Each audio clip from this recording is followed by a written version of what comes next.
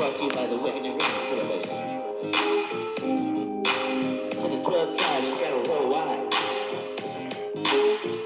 Shalom. Woolly head, dark skin, son of the Most High, yeah. Sing.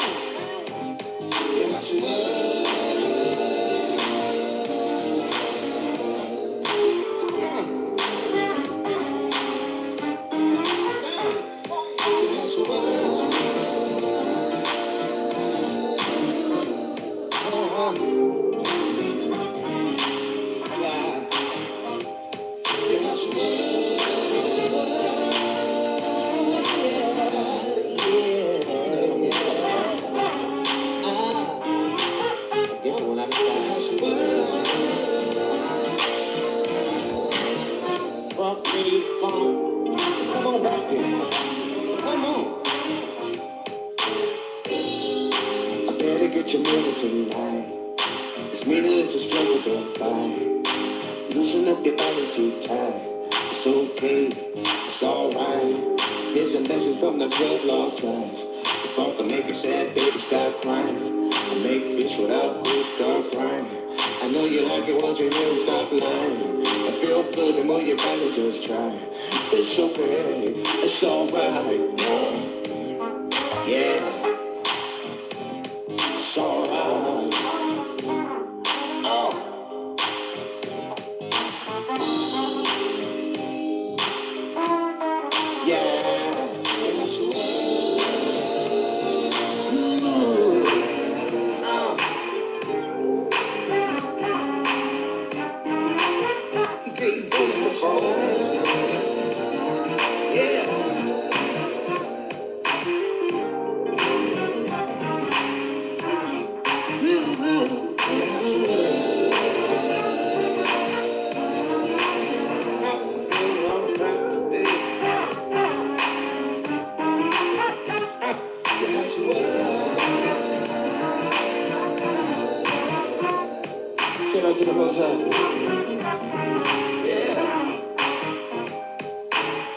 Shalom, shalom, shalom, shalom to all of you. My heavenly Father's children, to the 12 tribes of Israel, scattered to the four corners of the earth, waking up to your true identity. Finally coming to the realization of who you are and whose you are, I say shalom. The bloodline descendants of Abraham, yes, Isaac, and Jacob, shalom. As we, being scattered into the lands of our captivities, are reminded once again that we are living in the last days. We're reminded once again that this world is not our, this land, this world, this system is not our home. Once again, tonight, tonight, I want to talk about something tonight that happened in front of the whole world. Once again, in broad daylight, the whole world watched how the NFL 2025 draft was used as a public lynching.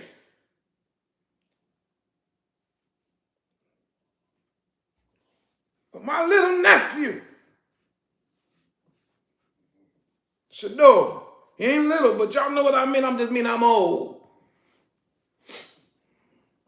And I know y'all been wanting to know, what is Morehyosh going to say about this? Is he just going to let it go? Y'all should know me by now. Hell no. Ain't going to let nothing like this slide without bringing the world to the realization of what's going on historically, what is going on right now, and how it lines up with the Bible. I've been telling y'all. We're in the last days. And everybody watched it. What do you think, Moreh?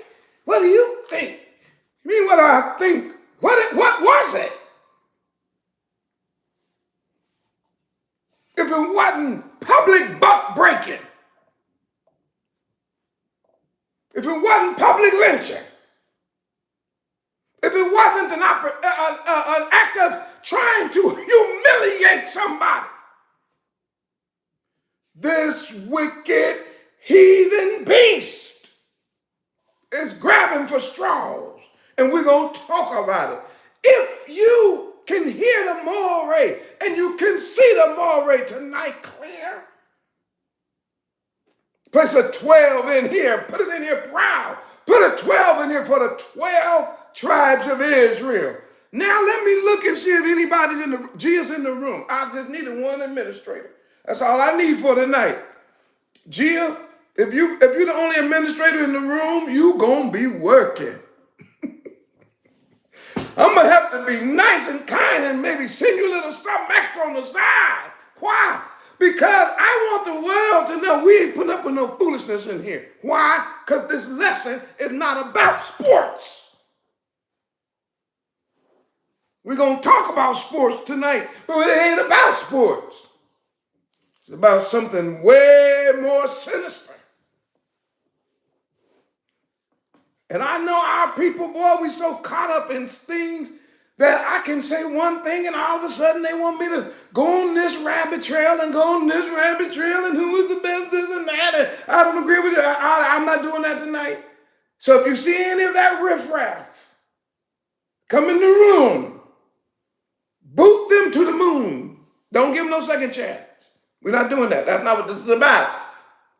This ain't no ESPN, CNN, Sports Channel, Fox News, and none of that. We don't care about what y'all care about at the Awakening Remnant Koalition. We ain't got no favorite teams and none of that. More why you got on the jersey then? Because I want to talk about a movement. That's why.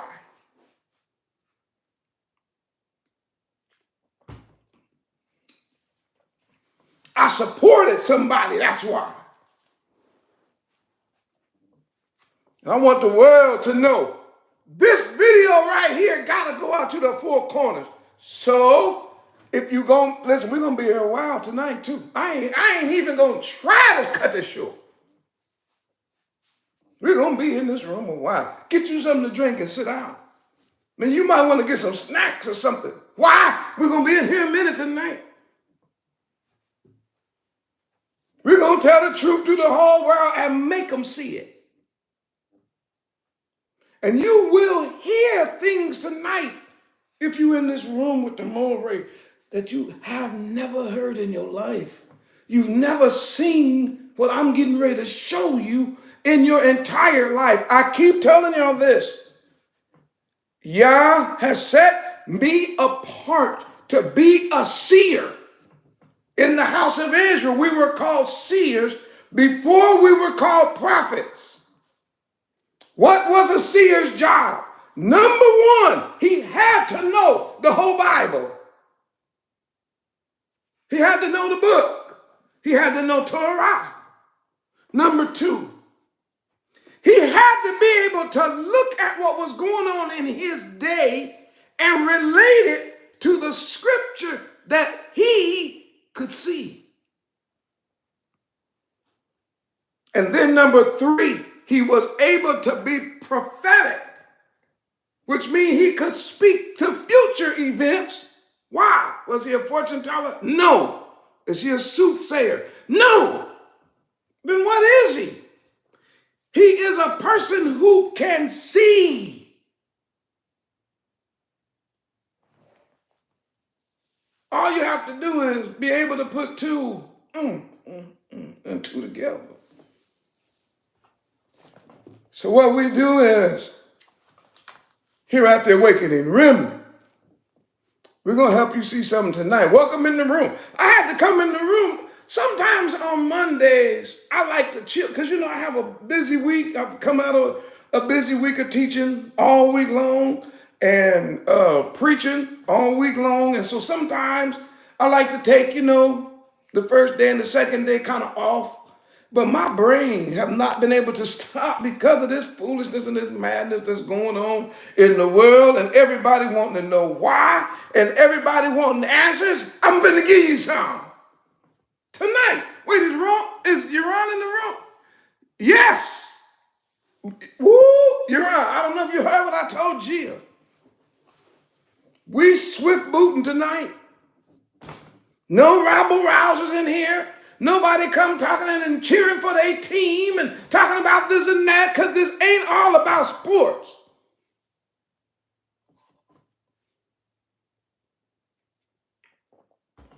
We're not getting no controversies. Not about that kind of stuff. I got something way deeper to talk about to show you all what's going on right now. By the way, support the ARK. I don't work for CNN. I don't work for ESPN. I don't work for Fox. I don't work for none of those. I don't have no support other than you. And for me to bring this type of commentary to you and this type of study and preaching and the lessons, I'm only able to do it because you all have made it possible. Pray about supporting a work like this. Many of you were looking forward. I'm talking about was looking forward to being in the room. I wonder if more ain't gonna post. That's what you was thinking. And look, I was looking forward to being in the room with you. Yes, it's a love relationship that we have one with another. I love you and you love me, but we both love Yah, and we want to hear what does Yah have to say about what's going on in the world today, and what is he trying to tell us? I'm going to show you. And by the end of this video, when we get to the end and you start to see it, some of y'all are going to give extra. Some of y'all going to say, you know what?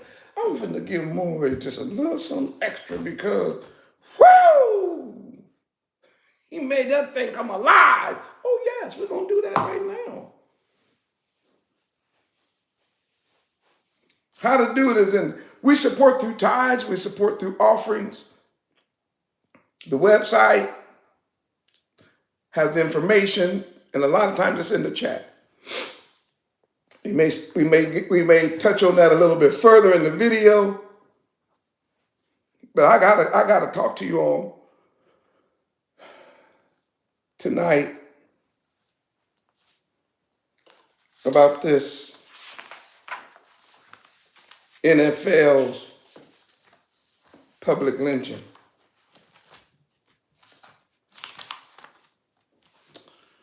Of Deion Sanders. Now, you and I both know this is probably only the second or third time I have ever used a name. And it's very interesting that two of the times I can remember, both of them happened this year. The first time I used the name is when I brought up Kendrick Lamar. I try not to use people's names because people think it's about clickbait. And I done told y'all, the ARK doesn't get money from clicks. So don't think that I'm doing things to necessarily get people. Now, yes, I want people to watch them, but I don't have an ulterior motive. I want people to watch it so they can learn, so they can grow, so they can come out of darkness and move into the light, so they can share these videos and share this information so that they can be liberated. He who the Son set free is free indeed. So yes, we want people to be saved. We want people to be rescued and delivered. Yes, we would love it if we had millions and millions of views, but not for the reasons some of you heathens think. We're trying to help wake up Jacob. Hallelujah. Hallelujah. Hallelujah. I know for a fact I brought him out, Kendrick Lamar, because of that halftime show. And I went through a whole thing about that. But this right here, I had to. I said, yeah, what do I do? How do I publicize this without seeming like I just want people to? He said, don't worry about what people think. You do what I tell you. This needs to go in the archives. This needs to go down in history. And they need to know who you're talking about. They need to be able to go back and look it up and watch the story. And here I am, being obedient. Now, if y'all listen, this ain't about sports, so it's not all about sports. So if you're not into sports and you say, well, I don't want to, I'm going to click off, don't do that. Don't do that. We're going in the Holy Bible. It just so happens that we get a chance to see it in sports. If y'all want to understand a deeper meaning behind what happened to SHEDEUR, what happened to Mr. Sanders, if you all want to see it, and I mean really get a chance to see it from an angle that nobody on earth has brought out yet, if you want to see it, put a 1,000 in the chat. Please, put a 1,000. Let me see if there's any 1,000s. Jesus said, yeah, 1,000. Oh, now they're rolling. Hallelujah. Hallelujah. Hallelujah.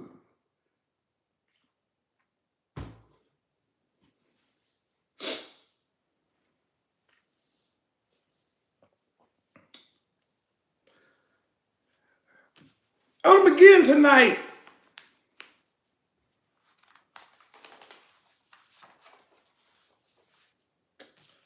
with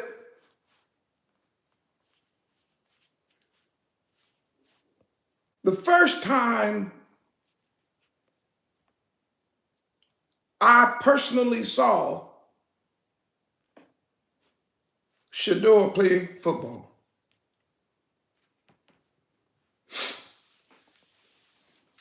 I was, obviously, I grew up playing football. And was trying to go to the league and all that. That's way 150 years ago, so forget, don't even think about that. But back in the day, it's been a sport, a gladiator sport that I was pretty good at, and I loved it. I loved the game. And I was not a fringe watcher. I was not a person who just watched the game but never played the game. I was a person obsessed with the game. Like on a level that probably was unhealthy for a teenager.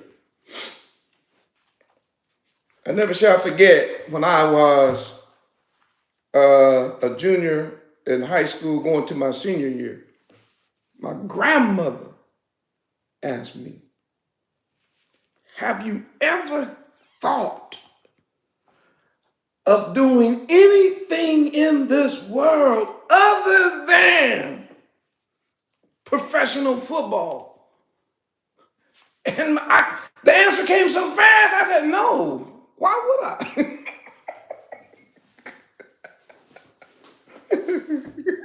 I'm like, no, what else is there to do? She said, Mara, the way she talked to me, had a nickname. I ain't gonna put it out for the whole world to hear it. But she said, Have you ever thought about using your mind? You know, there are other things you can do. I just put that out to say that this ain't no like thing that I just see and then don't see. Look at it and then don't look at it. So I wanted to just kind of lay that foundation. That was my, at one point, it was kind of like my whole life. That's all I thought about. Now going back to SHEDEUR, I remember the first time I saw him play was in Jackson. I clicked on like the end of one of the games or something, and I couldn't believe what I was seeing. This is real talk. We're gonna be here a while tonight. I'm telling you right now, it's real talk.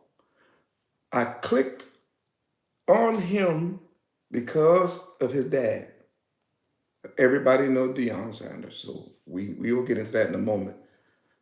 But when I heard that he was now coaching on a college level, I didn't know anything about his son. So that just let you know, I just was an onlooker. The very first time I saw him play, I said, he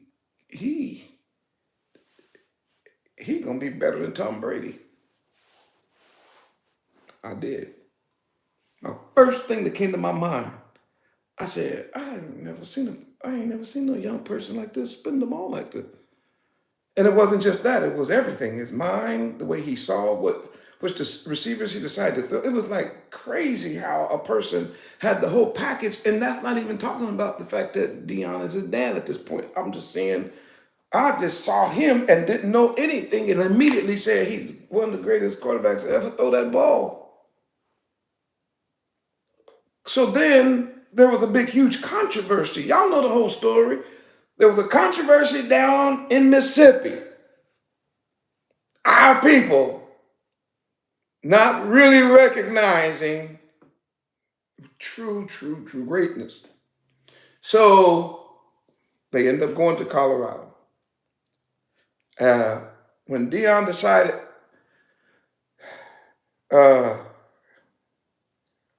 when Mr. Sanders decided to go take a coaching job there, before they had spring training, before they got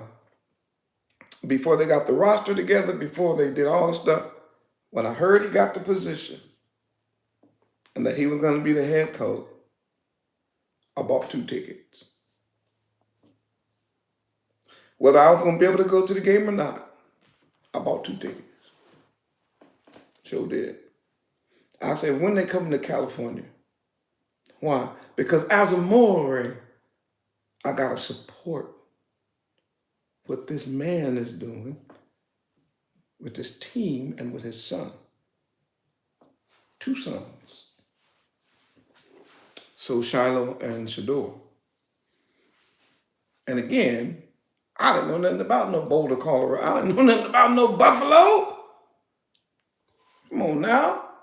But I'm going to support the team. Why? Because I just understand something about our people.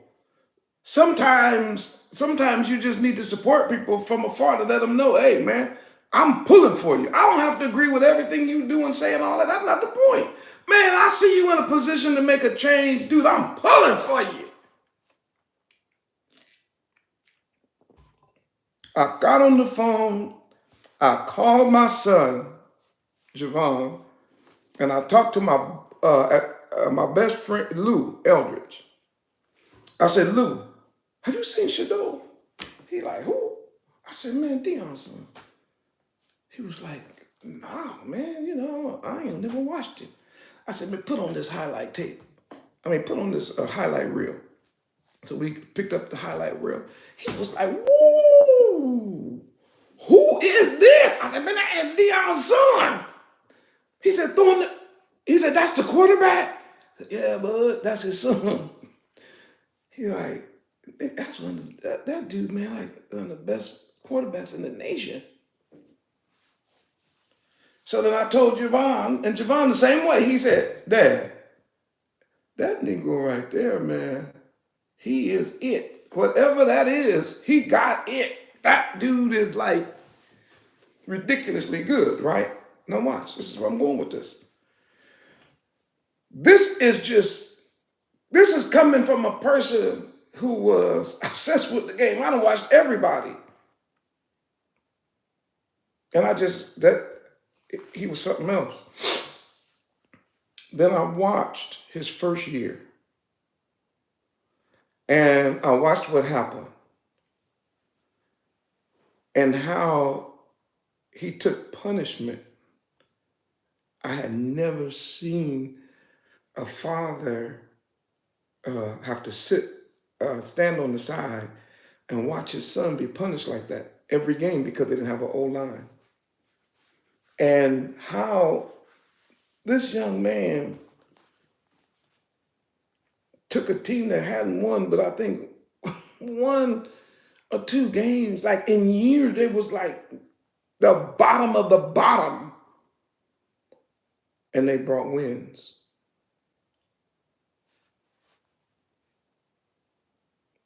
Man. And then, of course, he had Travis Hunter, who played both ways. I'll talk about him in a little while. And he had Shiloh and he had some other people, right? But I kept looking at him and I remember how he kept getting up. They beat him down. If you go back and watch the highlight reels and all the way, how many times he got hit and how many times he got sacked, how many times people did cheap shots on him, how many times, you know what I mean? And a few of them games, and a whole lot of games in that first season, people forget. A whole lot of games in that first season were close. He took a team that was nothing and started winning games, and they turned the whole culture of that place around. It was crazy. The number 1 trending team, number 1 trending coach, number 1 trending quarterback, number 1 trending receiver, from a 0 to just the numbers was just ridiculous. And when I could, I would tune in and watch.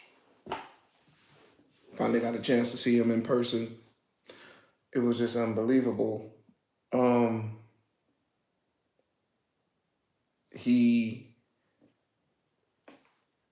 The whole team, but even his father made a statement about SHEDEUR from a coach's point. And he was trying to tell people, that's just not my son.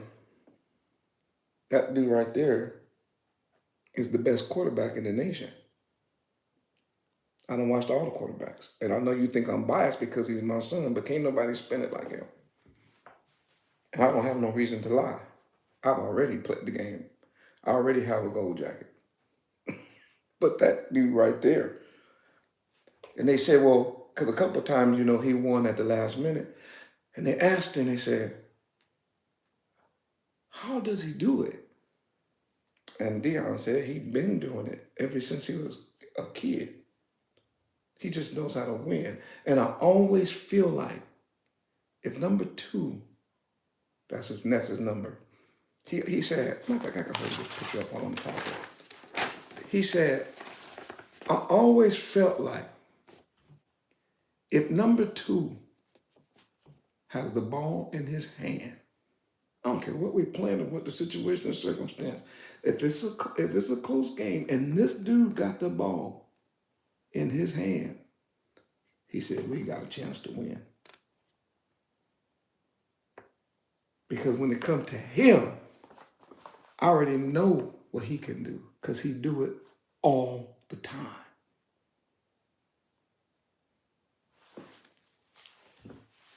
This ain't he don't have no like one good game, one bad game. And no, man, if he had a line, it would be a whole different story. Fast forward the next year. Because Travis gets hurt the first year, second year. This dude, man, gets 8 or 9 wins. From a team that when he took it over, I think they only had 1 win. in just 2 years. The first year he got beat up back there. And I think they got 4 wins, which was a double what they had the first year. Second time they had 8 or 9 wins. And this is the point. The quarterback position that he played is the reason that that team had the success that they did, period. Ain't no doubt about that. Including the best player in the nation, Travis Hunter. This SHEDEUR, I'm giving him his flowers. This SHEDEUR Sanders didn't just throw to Travis every, even though he was the best on the field, he didn't throw to Travis every down. His mature level, his maturity, and his savvy, and his ability to play that position, he was able to spread the ball unbelievably to all of his receivers. It didn't matter which one. He knew every single one. He knew each one of their speed, their tendencies, what way they liked the ball, which way they were going to break before they did. Every receiver, he knew them personally. He knew their body movements. He could tell before the play got started. A lot of times when y'all go back and watch it, this dude, man, is on another level when it comes to playing that position. And at the same time, he still was able to spin the ball to Travis that pushed Travis's career so far that Travis Hunter, Mr. Hunter, actually became the Heisman Trophy winner catching the ball from SHEDEUR. The man that won the Heisman this year, or last year, caught the ball from SHEDEUR.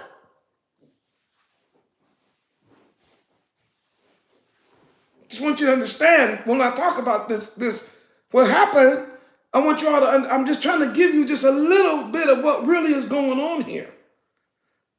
This dude is a human highlight reel. Everybody was like, how did he get that ball in there? How did he throw that receiver open? How did he do it? Everybody, all year, couldn't believe it.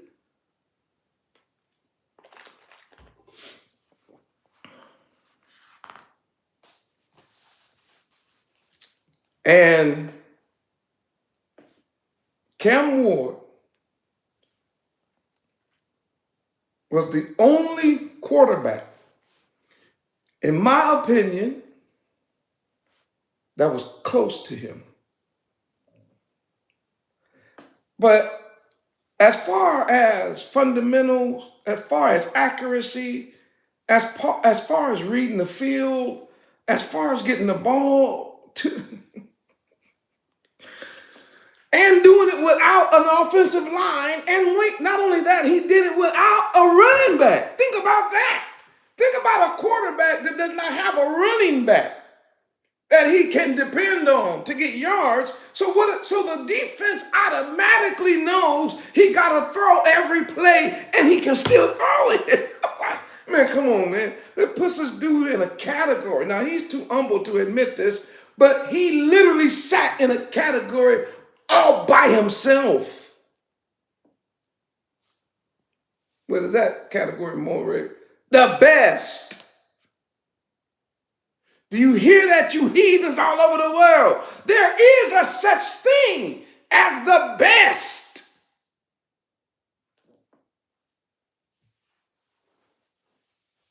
And when people got a problem with somebody who's the best, knowing that they are the best, the problem is not with the one that's the best.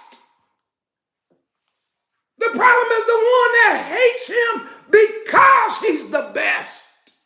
If y'all rolling with the Mahomes, put a 1,000 in this chat, please. I told you we going further than football, but I'm laying down points. Those that follow me over the years, you know I'm going somewhere with this one. I said he was the best. The nation knew it. Everybody was tuning in to the Buffs. Man, they were breaking records every single weekend for 2 years straight. And with all the pressure of the world, he would still go out there and put up numbers that were astronomical. Nobody understood how he could do that. With a team that had never even played together, the dude is different. He's different. A program that only had really 2 years of organization under their belt.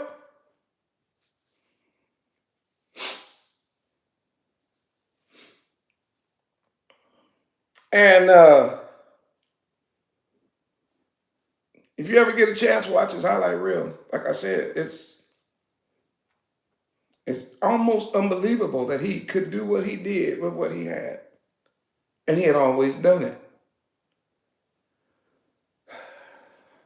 So the world that watched knew that he was either going to go number 1 or number 2 in the draft. Nobody had him number 3. It was either going to be Travis Hunter, number 1, and SHEDEUR number 2, or it was going to be SHEDEUR number 1 and Travis Hunter number 2. Cam Moore was going to sit comfortably in the 3rd position. And the question was, which way you going? You going either with SHEDEUR or you going with Travis, who, by the way, Travis, I know you're going to watch this video, but let me tell you something, Aki. That means Ak is brother. Aki in Hebrew is beloved brother. I know you're going to watch this video. Look, man, I don't mean no harm when I say you're a freak of nature now. The most dynamic, the most outstanding player in college football ever, period. We can just stop right there. Where you play both ways, your savvy, your speed, everything. The world, I shouldn't say the world, but not America, the people who watch football should be grateful that they're actually alive during the time when they can actually watch a person like you play. Just leave it right there for that. That Heisman Trophy should have been yours locked up. Ain't nobody close to you, bud. No, Aki, not even close.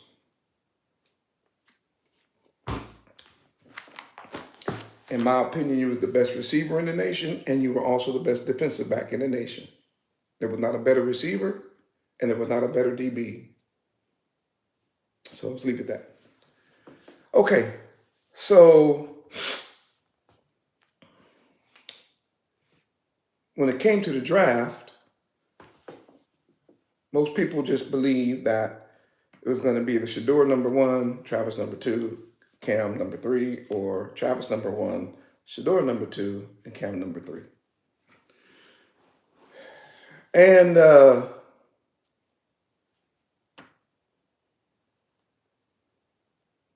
everybody was watching the draft for that reason alone. SHEDEUR, Travis, Cam Moore. That's why the world was glued to the television.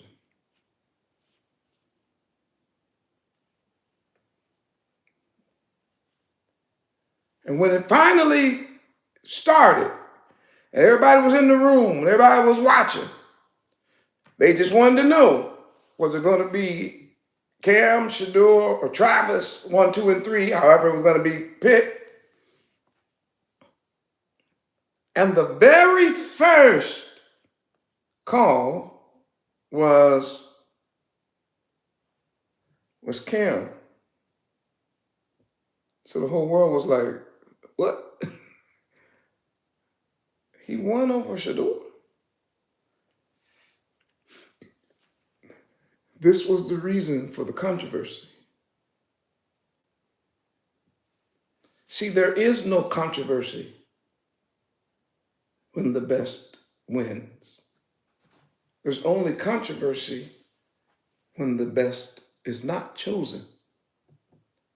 When the first person is not chosen first, that's where the controversy comes in. That's where the drama comes in. That's where the attitudes come in. That's where that's why you get all of the people talking. That's why it makes news. That's why it stays on the top. Why? Because everybody senses and knows the injustice. If the best person wins the award, if the best player gets picked first, nobody trips. I said, yeah, he was the best. But when the best person don't get picked first, somebody else does. Let me tell you something about our people. We immediately get upset. We're like, wait, what the hell is going on here?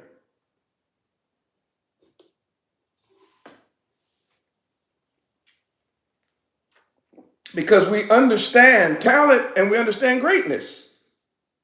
It's not controversial to us.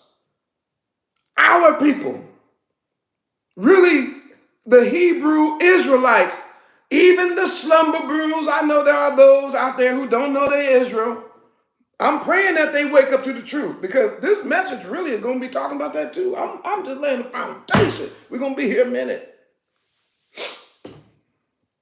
We know who's the best at everything. That's why we just be like, okay, this is number 1, number 2, number 3, number 4. You can ask all of us. The opinions may be off just a little. But nobody ever, not our people, when we are just honest and we just, sometimes we like to be controversial. But if we just be honest, right, we're going to all agree on everything. I promise you that. Why? Because by nature, we know what it's like to be cheated. And we hate that. We know what it's like to be overlooked, and we hate that. We know what it's like to work hard in order to get to a particular place, a particular position, a particular status, and then finally get there, and then somebody that's not as good as us leapfrog us for some weird reason. You don't like the way I wear my hair. What the hell does that got to do with football? You don't like me wearing jewelry. You don't like, what's that got to do with spinning the ball? What that got to do with the hours I spent in the weight room, the hours I spent in the film room, the hours I spent, all the punishment I took out on the field? What are you talking about? You don't like the fact. That's just stupid. See, we don't like to be treated like that. That's why this world is that's why our people are experiencing such anger and disappointment and all that. Why? Because we know who's the best. We know the truth. Let me give you a secret, and to all you sneak listening heathens, listen to the moral. I'm going to help you.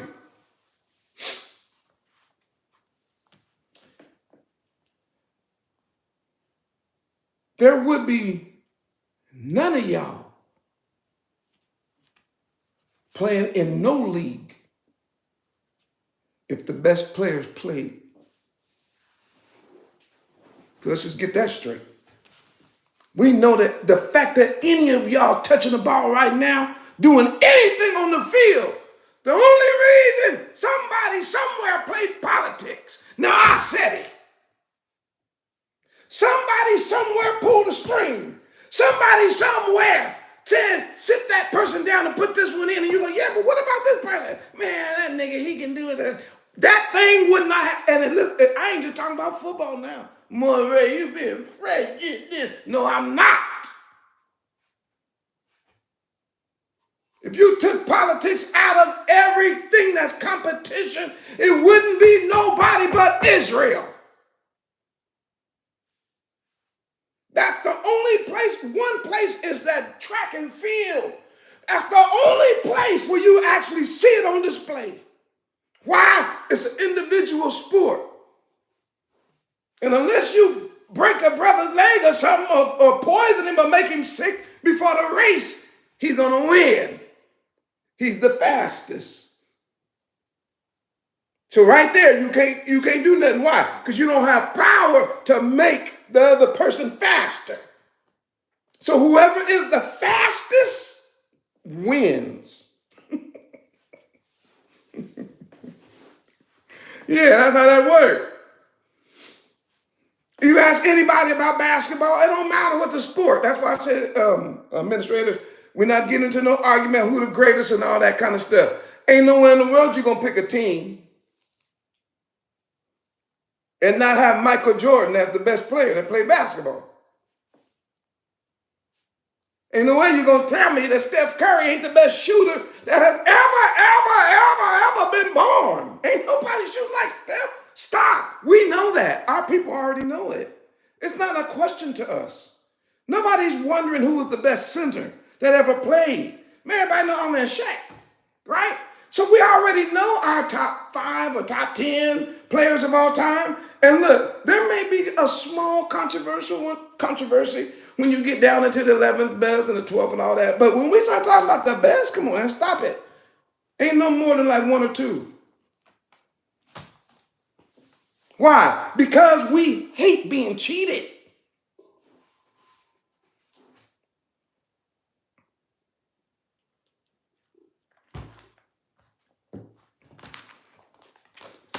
Everybody in the world watched that young man. SHEDEUR all year. If you're into football, I should say, you watch SHEDEUR. And everybody keeps talking about the controversy. It ain't no controversy. He's the best player. He's the best quarterback. That's not a controversial thing. That's only controversial to the heathens who got a problem with it. They got a problem with him being the best. Now, I gotta say this. Why? Because they got a problem with his daddy being the best. In my humble opinion, the best football player to ever play football, if you want to just take one person and say, well, of all the people who ever played the game, who's the best football player? And then people will say, you mean based on position and then based on this and that? Then no, I'm just like as an athlete, who's the best player that have ever played? See, you already know. I'm not talking about your favorite player. I'm just talking about the best guy. Come on, man. Change the whole game. Play both ways. Look at his highlight film. It's ridiculous. Not saying that at every position. That's not my point. I'm saying he's like one of the best athletes because he played 2 sports. So what is it about Dion? Why is there a problem with him? I'm just gonna share this because I'm gonna get in this Bible in a second. He's a father. That's why. What they see in him is the greatest fear that they have. Who they? White people, Europeans, the powers that be, those that are running things, the owners, the media, the whole beast system. What is their fear? I told y'all this a long time ago. The fear is the Father. Everything in this system, when it comes to being against us, starts with being against the Father. Get the Father out the house. If the Father's in the house, we cannot get to the wife and we cannot get to those children. But if you get that man out the house, we will get the wife to be loyal to us and we will get the children to perpetuate slavery. So every time you see a so-called black man in the house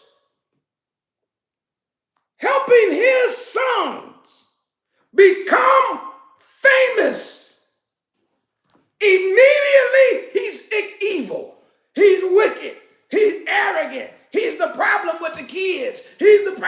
the drought. He's the problem with this. He's the problem with that. No, he's not the problem. The Hebrew man is the solution.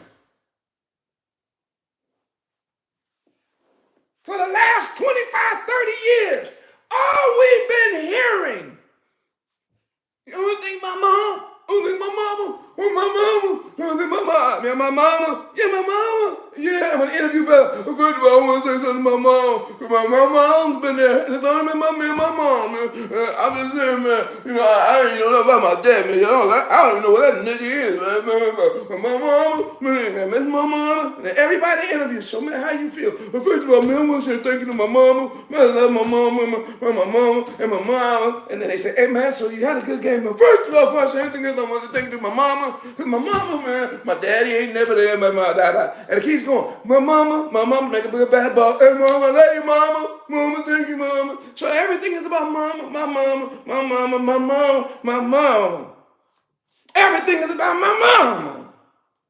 And the white man don't have no problem with mama. Because mama is loyal to him.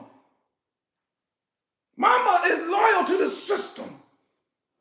Mama will use the system against daddy. Mama took $650. That's what they were offering in the beginning. Over having her husband in the house. The reason why there are fatherless, houses today where the fathers are absent was because the mother couldn't get that check if the father was in the house. It was not because the father didn't want to be with his children. And we're going to tell the truth at the Awakening Remnant Koalition. It began the downfall of our people. And that plan worked like a charm. So the whole emphasis was on mama, mama, mama, mama. So whenever a father showed up, he was in the way. Talk moving.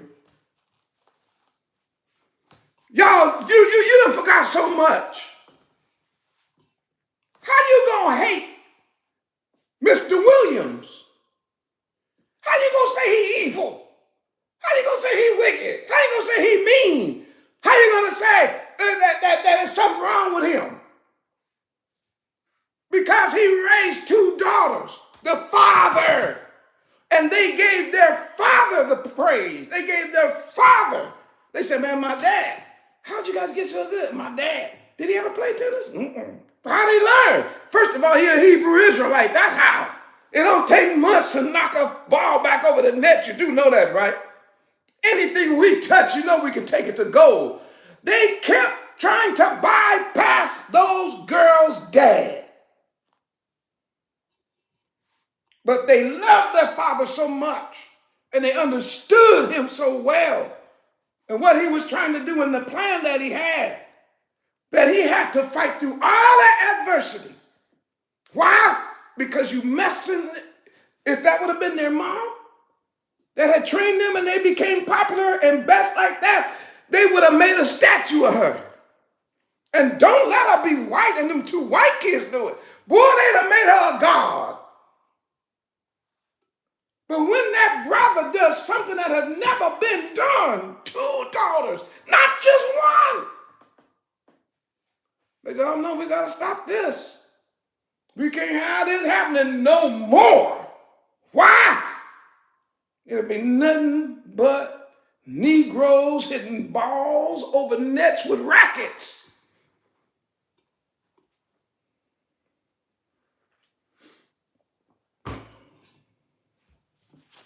Remember,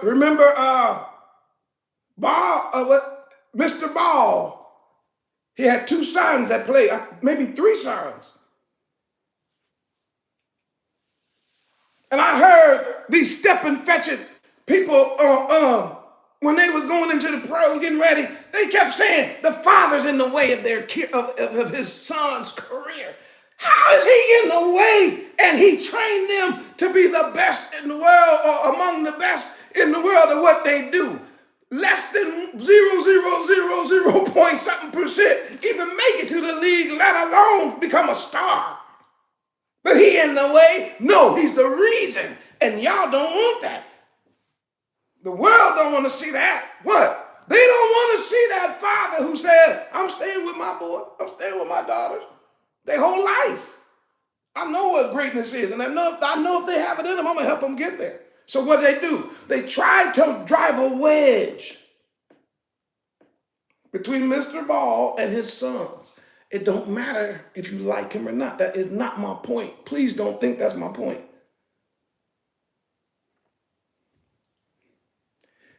Tiger and his father. They tried to push Tiger to say that he got more from his mama than from his daddy. And for a while, Tiger started believing it. Yeah, people talk about my dad, but really my mom is the one who helped me concentrate. Man, boy, whoa! But he learned when he got a little older. He like, yeah, damn, I tripped out. I should have never said that. And now he made a commitment to be in his son's life, Charlie. And woo-wee, ain't no telling what that boy about to be. And I could just go on. What about Steph's dad? What about Pat Mahomes' dad? Now, Pat, I know you're gonna watch this video. Everybody watches the Morehyosh. When you watch the video, I want to say something to you that I wanted to say before, but I don't like to use names. But I'm gonna say something to you though. Man, I love the fact that you did not let them try to make you out to be a sensation and one of the greatest quarterbacks ever. You would not let them separate you from your daddy. Boy, let me tell you something. You got high marks from the Morehyosh when you did that.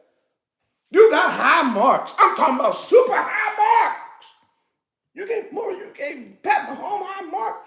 Yeah, they interviewed. They said, well, I know it's your mother. He said, what are you talking about? My dad was a professional baseball player. I could have went either way. Then where'd you get it from? He said, my dad. I just told you. He's a professional player. When I looked at Pops up, man, Pops played like years in the major leagues. He gave his Pops. And you know what they did? They stopped talking to him about his dad. They kept trying to push a wedge. Why? Because his daddy is one of the real ones. Yeah. He'll show up to the game with a baseball cap, T-shirt, fat cigar. And they with the camera. And no matter what they do, Pat gonna go say hi to his daddy. He gonna go hug his dad. He gonna go kiss his dad on the cheek. They gonna embrace. And his daddy ain't gonna fall all over his son like his son's some kind of superstar to his daddy. That's still his son. You can tell their relationship is intact. He ain't following Pat around. Man, he out doing his own thing. Got the best quarterback in the league is his son. Man, he live his own life. But that's his boy. And his boy recognizes daddy. And that's what they hate. So why aren't they talking more about that? Why they keep trying to talk about what happened to his mama?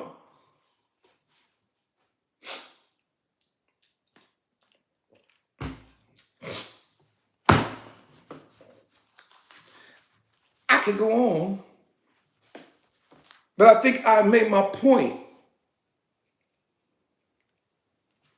That father is an amazing person in the family because our people are patriarchal. See, if you knew you were Hebrew, you would understand that. You would understand where that comes from. That's our culture. Our culture is not maternal or matriarchal. Our culture is not based on the mama. It's not based on the woman. White folks did that to us. The slavers did that to us. The wicked heathens did that to us. Our people have never been like that. When our men, I did a whole thing in Isaiah when I got to chapter 2 and chapter 3, y'all know we already did that. You can go back and watch those videos.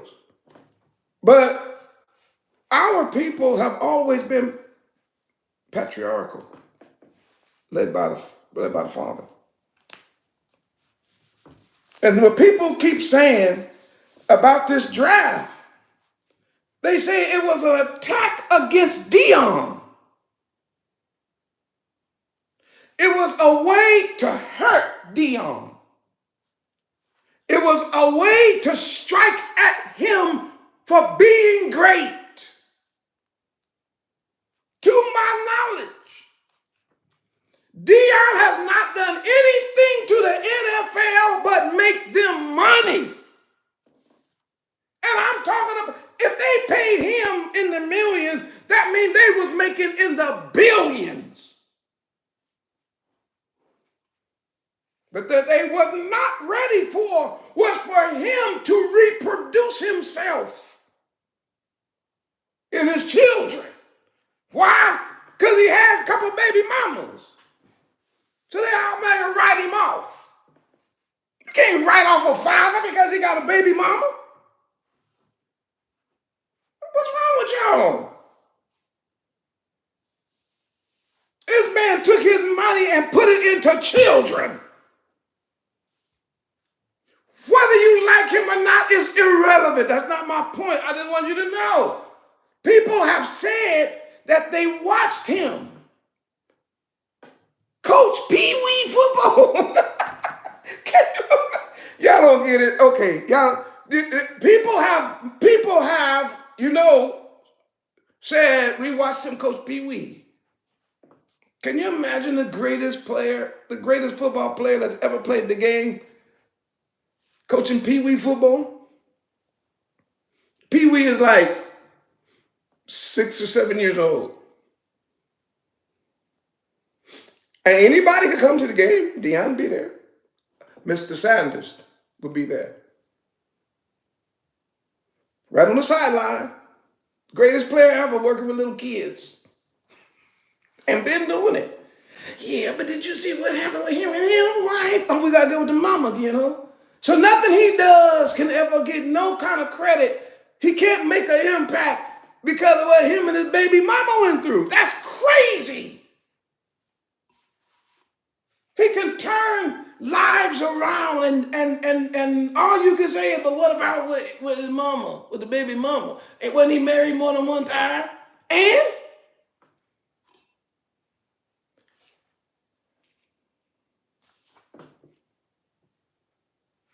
this dude had the highest GPA of any football team ever. Any college football team. And that includes all the white schools. No football team has ever had the GPA that Colorado had. He set a record. Some of them was like 4.0, 2.8, 3.8, 3.9, gang of 3.5s. How? And you got practice before and all that kind of stuff. Because obviously he cared further than just the game. He's talking about how to win in life. And that's why I give him high marks.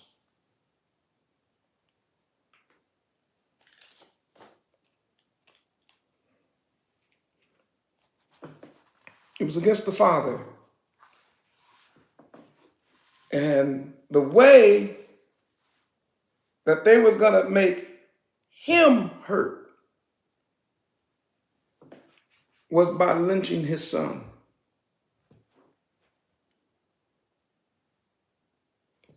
The way they were going to actually get to him was by butt breaking his son on national television for 3 days in front of the whole world. They had worked their whole life from childhood. They've been playing this game being in the weight rooms. Y'all have no idea what it takes. Eating right, working out all the time, getting straight A's in school at the same time, dealing with the media, dealing with all kind of accusations, dealing with all kind of crazy people and getting death threats and all that. But these people, all of them, and let me tell y'all, I better put this in because I forgot to write it down and I'll forget to say it. And let me tell y'all something about, keep talking about his money. Let me tell you something about money. Money don't spin a football. That means throw it. Money don't spin a football.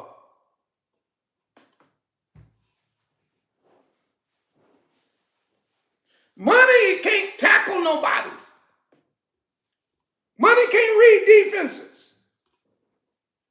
Money can't read offenses. What are you talking about? These sons of his are extraordinary players.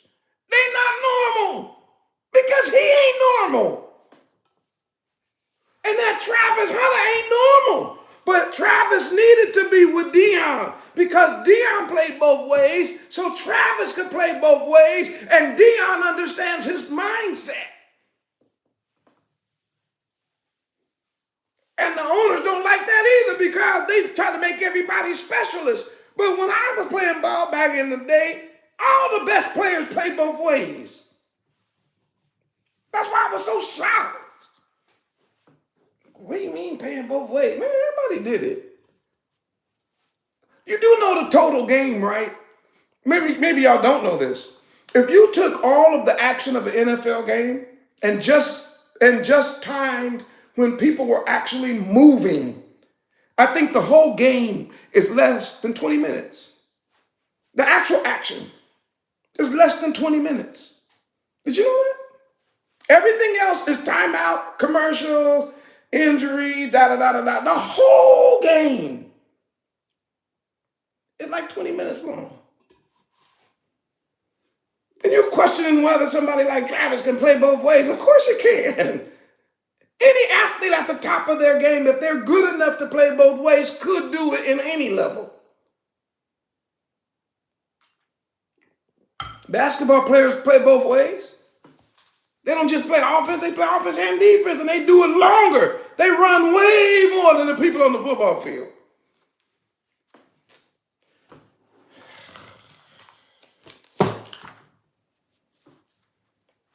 So therefore, it's not the money. It wasn't the money. It was skill and development and hard work. It took discipline for him to be the best, for them to be among what's called the best in the nation.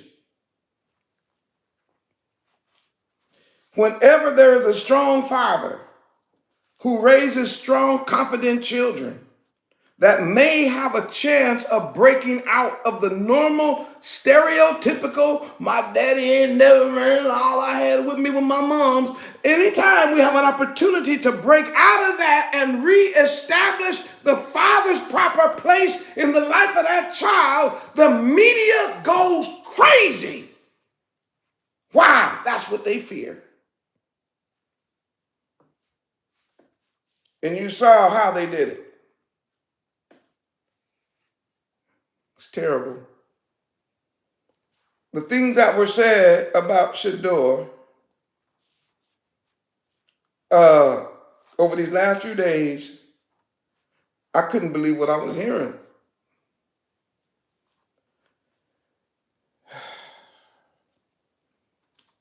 How evil people can be. If that would have been a white boy that did half of what SHEDEUR did with Colorado, they'd have built a statue.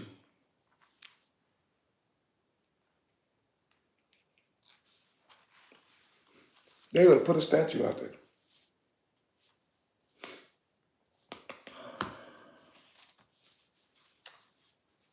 He was so great in college that people would come to interview him, and scouts would be there every week. So many that they couldn't even get in to talk to him. There's so many scouts would come every weekend. And he kept trying to ask him about his success. He said, I constantly protect my mental.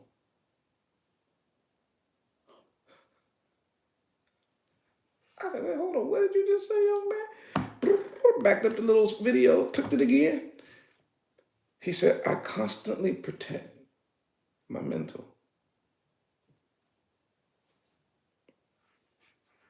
He said, I've mastered the game here. So when I go out to the field, I only have to execute what I've already mastered. I can see it all here.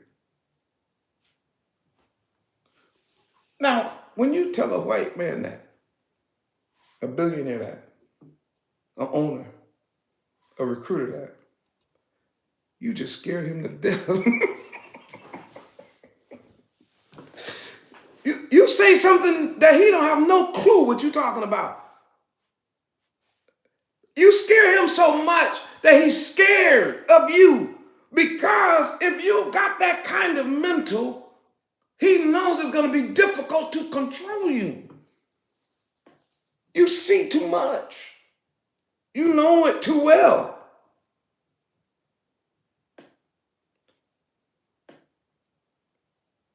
And on top of that, you know it.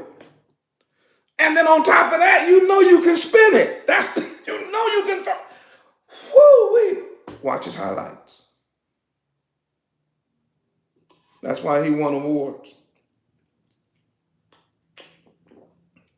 That's why he broke 100 records. More, look it up. He has 100 records. Unbelievable. So therefore, going into the draft, oh, y'all don't think I was going to get back to my point? Oh, yeah, I'm coming back. Therefore, going into the draft, everybody knew he was either going to go number 1 or number 2. Now, if y'all still rolling with me, because I have not yet got deep into the scriptures yet, but if you're still rolling with me as I at least try to lay this foundation, where we at? Put a 100,000. Let's just do that. Put a 100,000.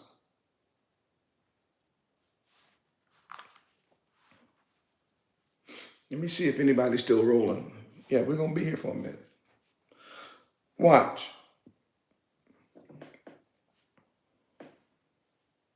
He said,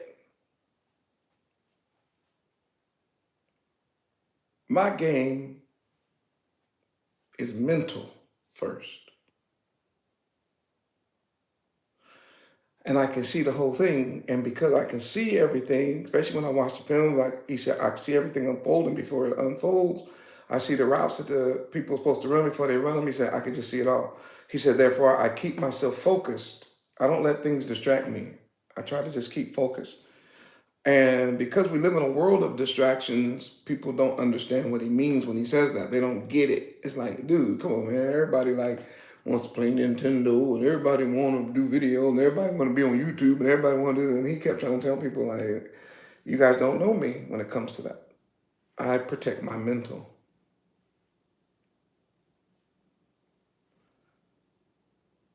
And because they hated that, they hated the father, because he was a real dad in the house, real father, took care of them and taught them everything that they need to know, and then trained them to be the best that they could possibly be.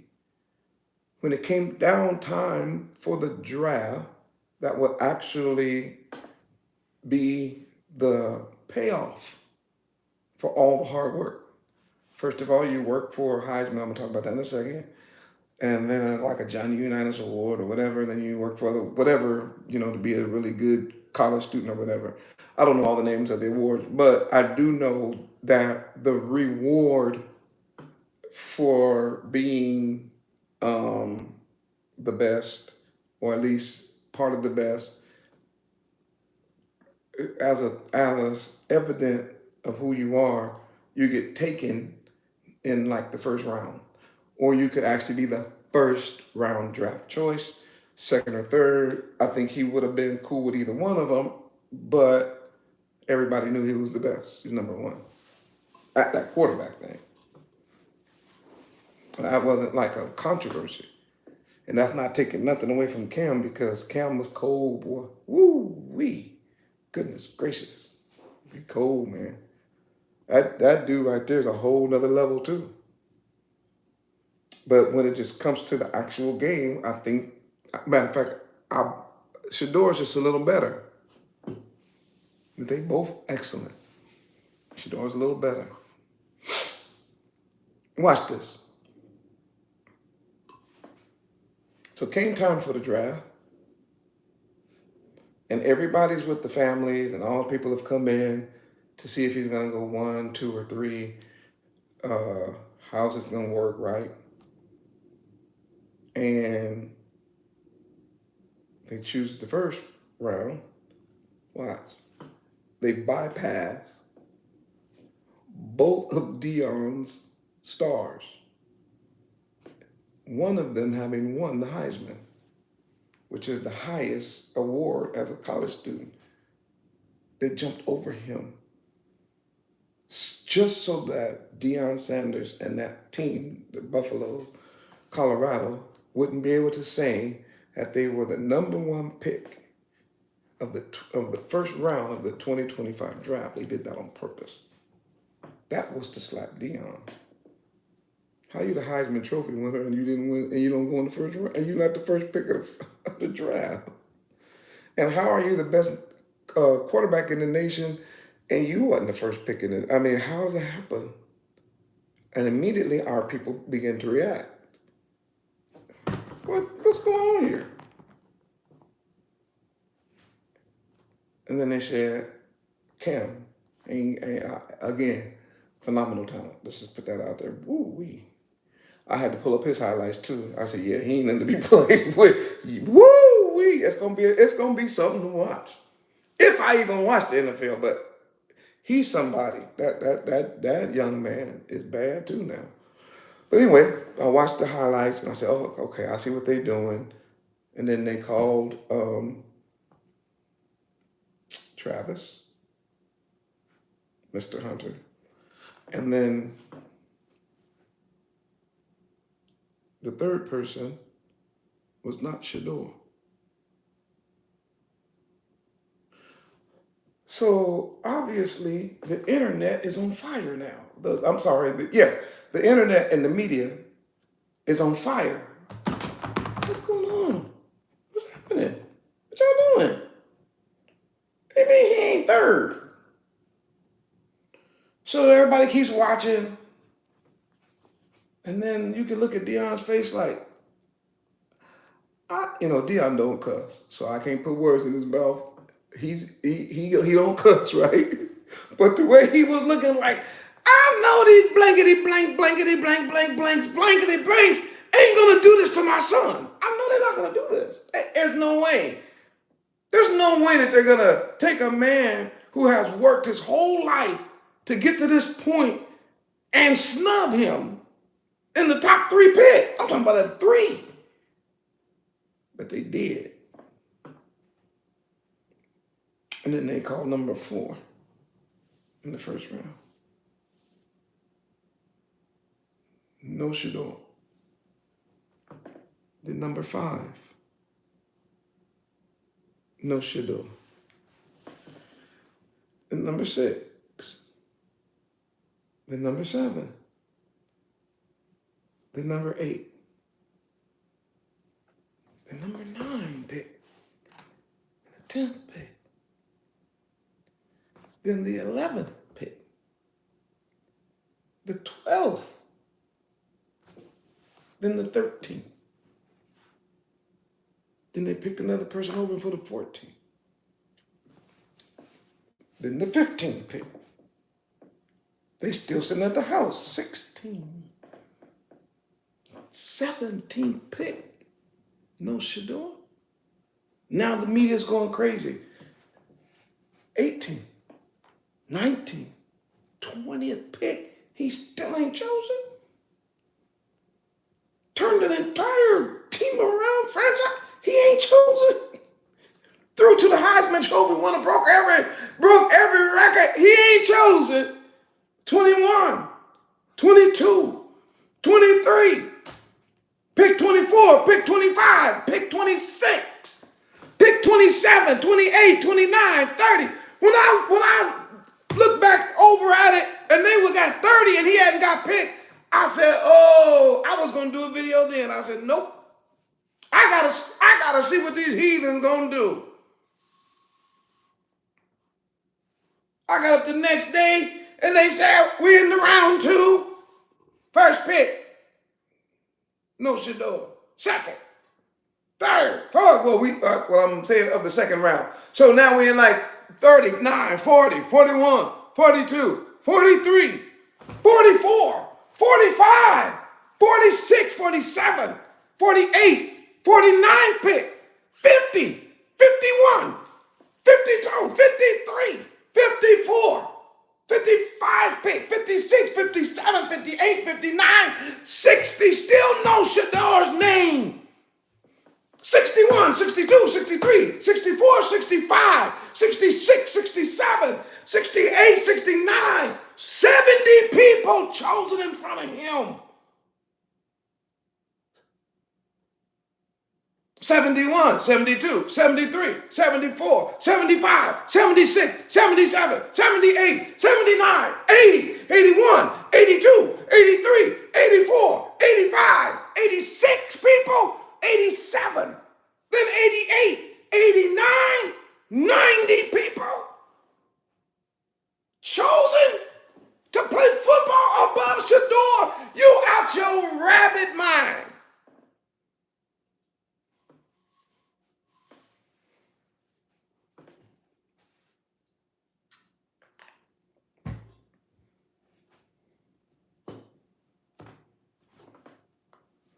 I don't think it's 90 people on planet Earth. And that includes everybody in the NFL. That's better than SHEDEUR. Right now. 91, 92, 93, 94, 95. And at this point, I started seeing the buck breaking. Now the picks are whips on his back. Now the breaking of the buck.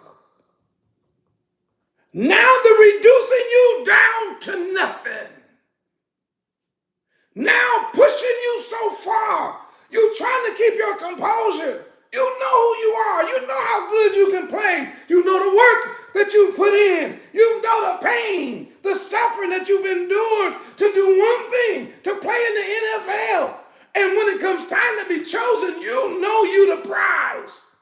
But behind your back, these sick and twisted billionaires have chosen to publicly whip you, publicly break you and your dad and your brother and your other brother. And I watched even the face of Travis. They interviewed Travis. They said, SHEDEUR haven't got chosen yet. And his whole countenance just changed. He was like, what's going on? It's called buck breaking, son. What is that, Moray? Buck breaking is the act of publicly punishing a male slave, typically by flogging him, whipping him, beating him, and And in some cases, it even go worse than that, raping him in front of the other slaves in order to do what? Humiliate him. And for the first time in my life, I heard Dion. I keep calling you Dion. Dion, don't take it personal. I don't mean to call you by your first name like that. You know, we grew up, man, you was Dion to everybody. So, but I know that you're Mr. Dion. I know that you're Mr. Sanders. And you get high respect from me. No sense of respect. That's how we know you, man. We grew up, you know, but no disrespect when I say that. I've never seen Deion Sanders break in my life. I ain't saying he haven't. I said I ain't seen it. But when they got into them numbers around 100, he said, this ain't. And they said, man, you lost for words, Paul? He said, this ain't God here. That's what he used the word God. I'm gonna tell him about Yah when I get a chance to talk to him. I'm gonna share with him who he is and whose he is and why he's so special and how he's been chosen, how the Most High, you know, he was taught Christianity and white Jesus his whole life. And so when you believe that your success comes from Christianity and white Jesus, you don't know that your real success comes because of Yahuwah and because we're the house of Israel. We really are the children of Israel. These gifts that we have, they came from Abaya to us. But hopefully one day I'll have the conversation with him after he watches this video. Hopefully he'll call me. And I love to share this truth to him. But I saw him break. What do you mean? He said, come on, guys.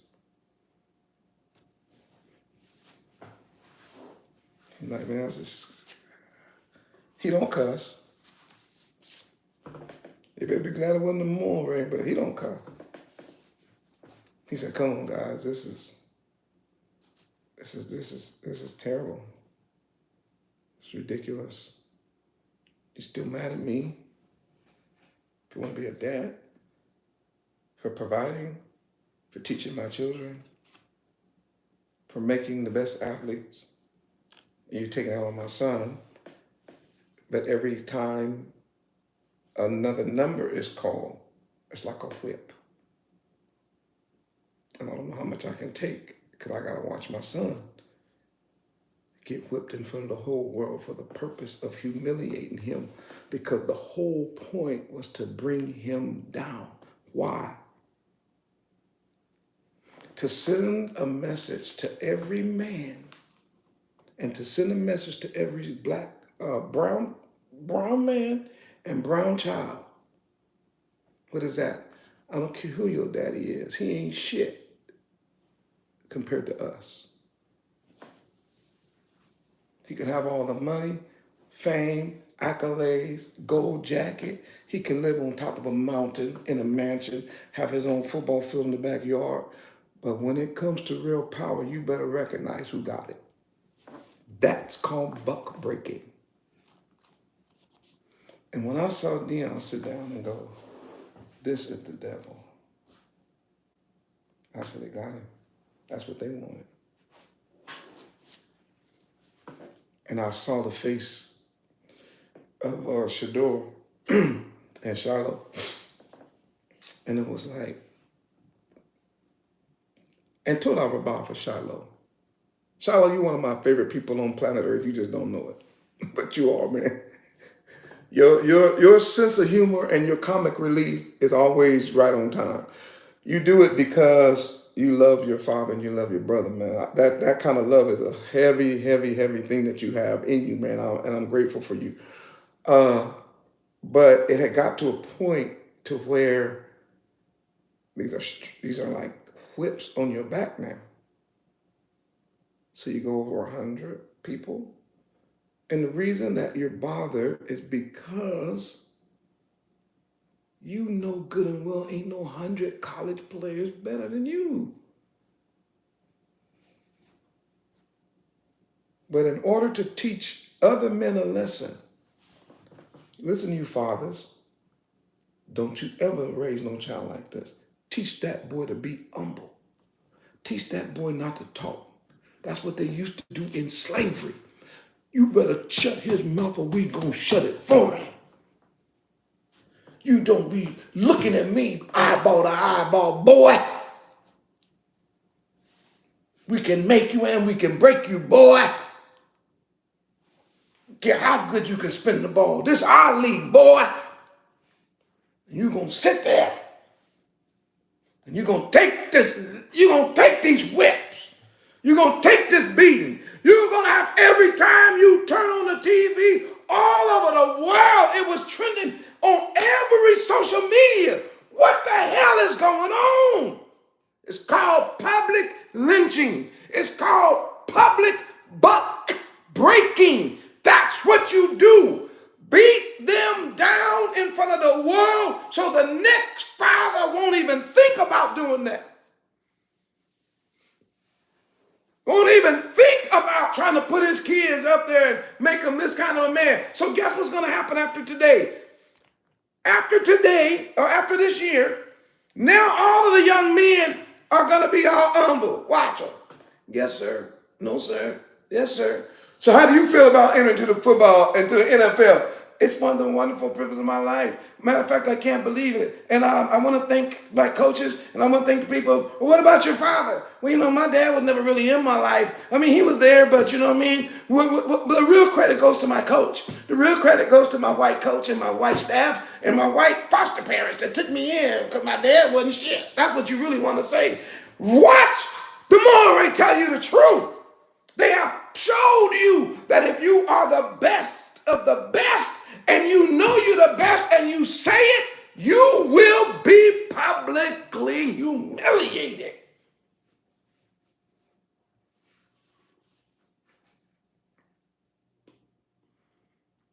And this young man had to sit there and endure 5 other quarterbacks get chosen in front of him. One of the quarterbacks that got chosen in front of him was so sorry, you couldn't even find highlights on him. It was terrible. I said, oh, that's cool. And he had to sit there and take it.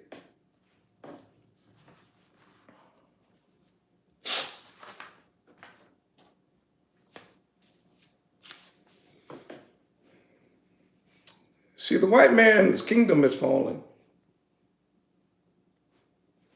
The slaving system is crumbling. So 2025 was a flex. You know what a flex is? It's like when you know you're losing something, but you got to act real tough and strong because it's going to fall apart. They see in Dion them losing their grip on the black men and the black family and black sons. I'm using the word black. Y'all know I normally don't do that. I'm just doing it for now. That's the way they're thinking. If these fathers are in these people's lives like this, we're in trouble. Why? Because most of the people Dion's age, they made the NFL. Pre-Deion Sanders age, right? When you go back in the 70s, we were just getting in the league. Because when you get in the 60s, it was almost all white. And for sure in the 50s, right? So then it turned. So coming out of the NFL today, or I should say, what the NFL has produced is the greatest athletes that have ever played the game are now in their 40s and 50s now, or early 60s. And here's the difference. When they got into the league, all of them were broke, poor. So what did they want to do? They wanted to go to the league to get rich, right? So they had to work hard to get money. But now, a lot of these guys have played in the league and they got money. And what is more dangerous than fathers who played in the league and got money and could play that game, got enough money to train their own kids, got enough money to get the best to come talk to my son, to come work out with my son? Whoa, can you imagine if we take over? Whoa, I'm going to deal with that in a second. But what a fit. Can you imagine all of the players? Because that's what Dion is doing in Colorado. He said, I need to get rid of all of these coaches up here. Why? They ain't never played. This whole idea that you don't have to play to be a coach, Dion got a different philosophy. He like, nah, you need to play. You need to know what it is to be in the trenches. You need to know what it feels like to have this ball in your hand, or to be cold, or to be hungry, or to be tired. You need to know what it feels like to get a hamstring. You need to know. He know everything. He like, nah, I need Hall of Famers. Boy, he got one Sapp up there. Boy, he start getting other people. Man, Michael, I think he just got the running back. I can't remember his name. Another gold jacket. Stacking the coaching staff for gold jackets. Can you imagine that if this continues, the whole face changes? They got to stop it. Because they told us, first of all, we couldn't play quarterback. They said niggas is too dumb to play quarterback. They don't have the mental to play the game. So they made niggas always, if he was a quarterback, they quote unquote had the niggas switch to DB or switch to wide receiver, and the white boy always played quarterback. That's the way it was. But just recently, they're like, man, we're going to have to acquiesce. Guess what's getting ready to happen now? When Dion went and did what he did, now other ex-NFL players are taking teams. They got to stop it. They got to beat down the man and make it so unpopular, and then they're going to get in the mama's ear. You need to do something with that man. You know, that boy's daddy. You know, every time we try to help that boy, here come his daddy. Here come his daddy. We got to do something with that boy. You got, hey, listen, ma'am, your son is very talented.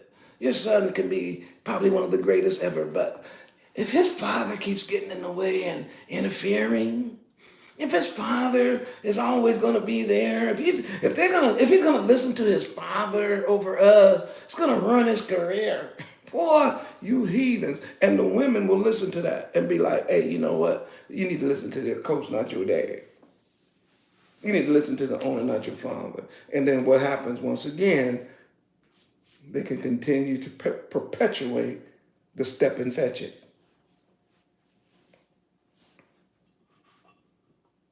Dion warned his kids about that. Their whole life, he's been telling them that from they were a child. He said, they're going to always try to come between me and you. That's never going to happen. I'm going to always be your father. And I'm going to do my best to never show you wrong. Why? Because I've been there and done it. And that scared them to death. Because it will set a very dangerous trend. But even Deion Sanders, watching his son drop in the numbers. He's not the 100th pick. He's not 101. He's not 102 or 103. He's not 104, 105. He doesn't get picked up as 106, 107. He doesn't get picked up at 108 or 109 or 110. And now they just sitting there like, what in the world? And then 11, 12, 113th pick, it was not him. 114th pick was not him. 115th pick.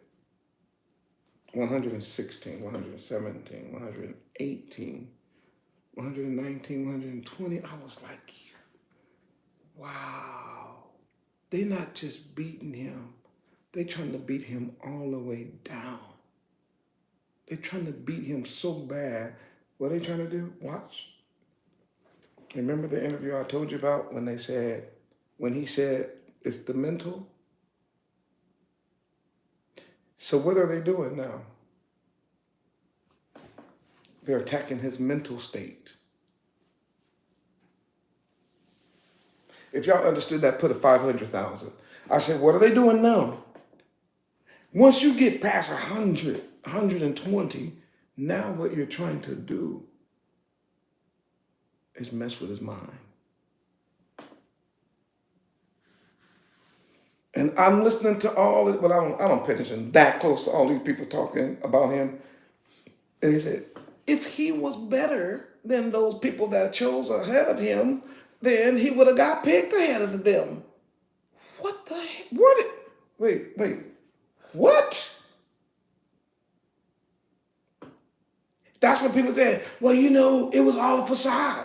He really is not that good. If he was really that good, he would have got picked in the first round. It's obvious that he's not that good. So this kind of talk is to get into his mind that if I was as good as I thought I was, I would have been in the first round. So it's to try to mess up his mental. That's what butt breaking does. Butt breaking is about breaking down the Hebrew mind so that you can no longer think as a man. You got to think as a subservient. You have to think as subhuman. You have to think as a slave. That's the whole thing. Put that nigga's mind back on the level of a slave. Because right now, he's starting to think like a boss. He's thinking like a coach. He's thinking like an owner. He's thinking like an NFL executive. And how dare he got nerve to try to talk about what he gonna do in the NFL. This is our club.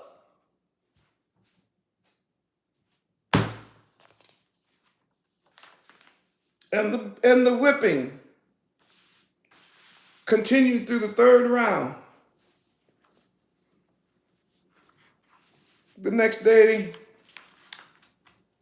the whipping continued to the fourth round.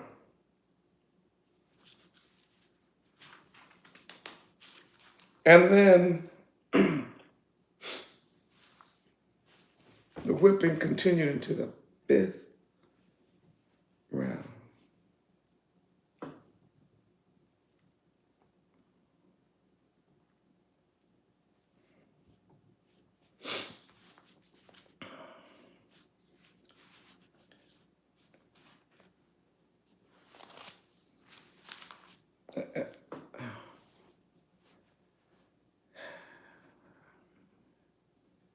And then you start hearing some of the brothers that wasn't a step and fetch it. Because some of you brothers listening to the Moreh right now, you ought to be ashamed of your damn self. Starting to go along with the white man. So you watched that boy spin that ball every weekend. Whether he lost or won, you watched him and said, woo, he ain't nobody's joke. You know you did, but you're trying to keep a job and you're trying to be controversial and you don't know how it's making him feel. Stop it. That's why I'm making this video and that's why I used his name. Because I want him to know, as a Moreh, as a seer in the house of Israel, I empathize with you. That can't be no good feeling at all, what you went through. But they're trying to take your mind, they're trying to take your focus. They're trying to break you down. Now, having laid all of that down,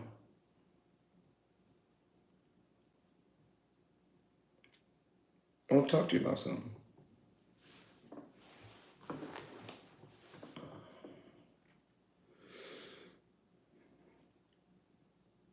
Once I saw what they were doing, beating this young man to death in front of everybody, beating his father, whipping his children on television, butt breaking them, trying to get them to question stuff. And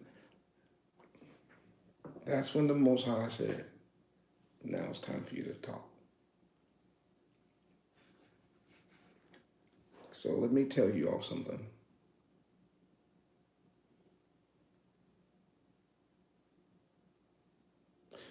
What we see now is Stockholm Syndrome. Put a 600,000 in the chat, please.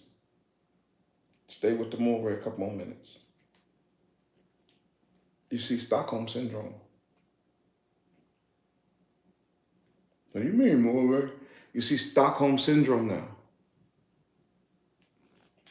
What do you mean by that? You see the mind. You can clearly see now how twisted and how beat down the brain and the mind of the so-called black man, black woman, which is really the Hebrew Israelite, which is really the ex-slaves. Now you're starting to see how much Stockholm Syndrome we really have. How much we really do love our oppressor, how much we want to be like him, how much we want to envy our oppressors. We see it because not one person in that entire draft, not one brother, stood up and said, to hell with the NFL. That's Stockholm Syndrome. That's let your brother get beat and you don't say nothing. Why? Don't mess up my bag. She work on my leg. Yeah, see him mess up your bag. That's Stockholm Syndrome. If that would have been any other community and someone got treated like SHEDEUR, there would have been what is called a strike.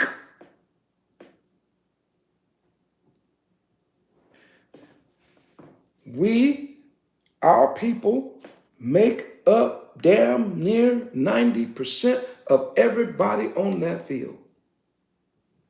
And we sat there, I watched the people, these NFL players and these people sat there and let this company treat this young man like that, knowing that it was butt breaking, knowing that they were doing that to Dion and his son, and nobody said, to hell with the NFL.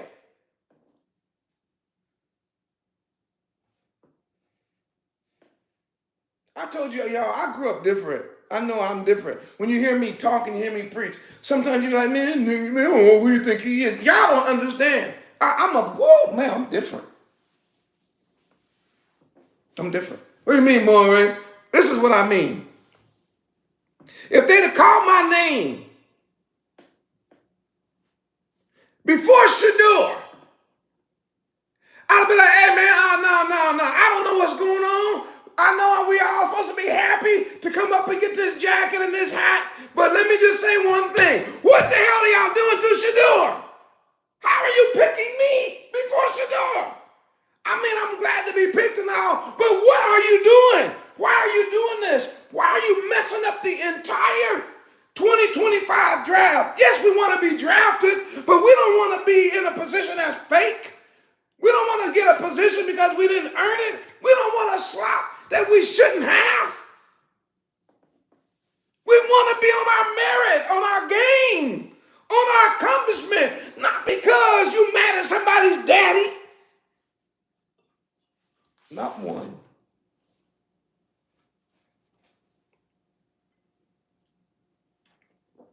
Why? The butt breaking works. They wouldn't use it if it don't work. It made everybody shut up. Made everybody be quiet. Why? Because it's a sin. It's a sign. You next. Try to be SHEDEUR. Try to get another person like it. Try it. You won't play nowhere here.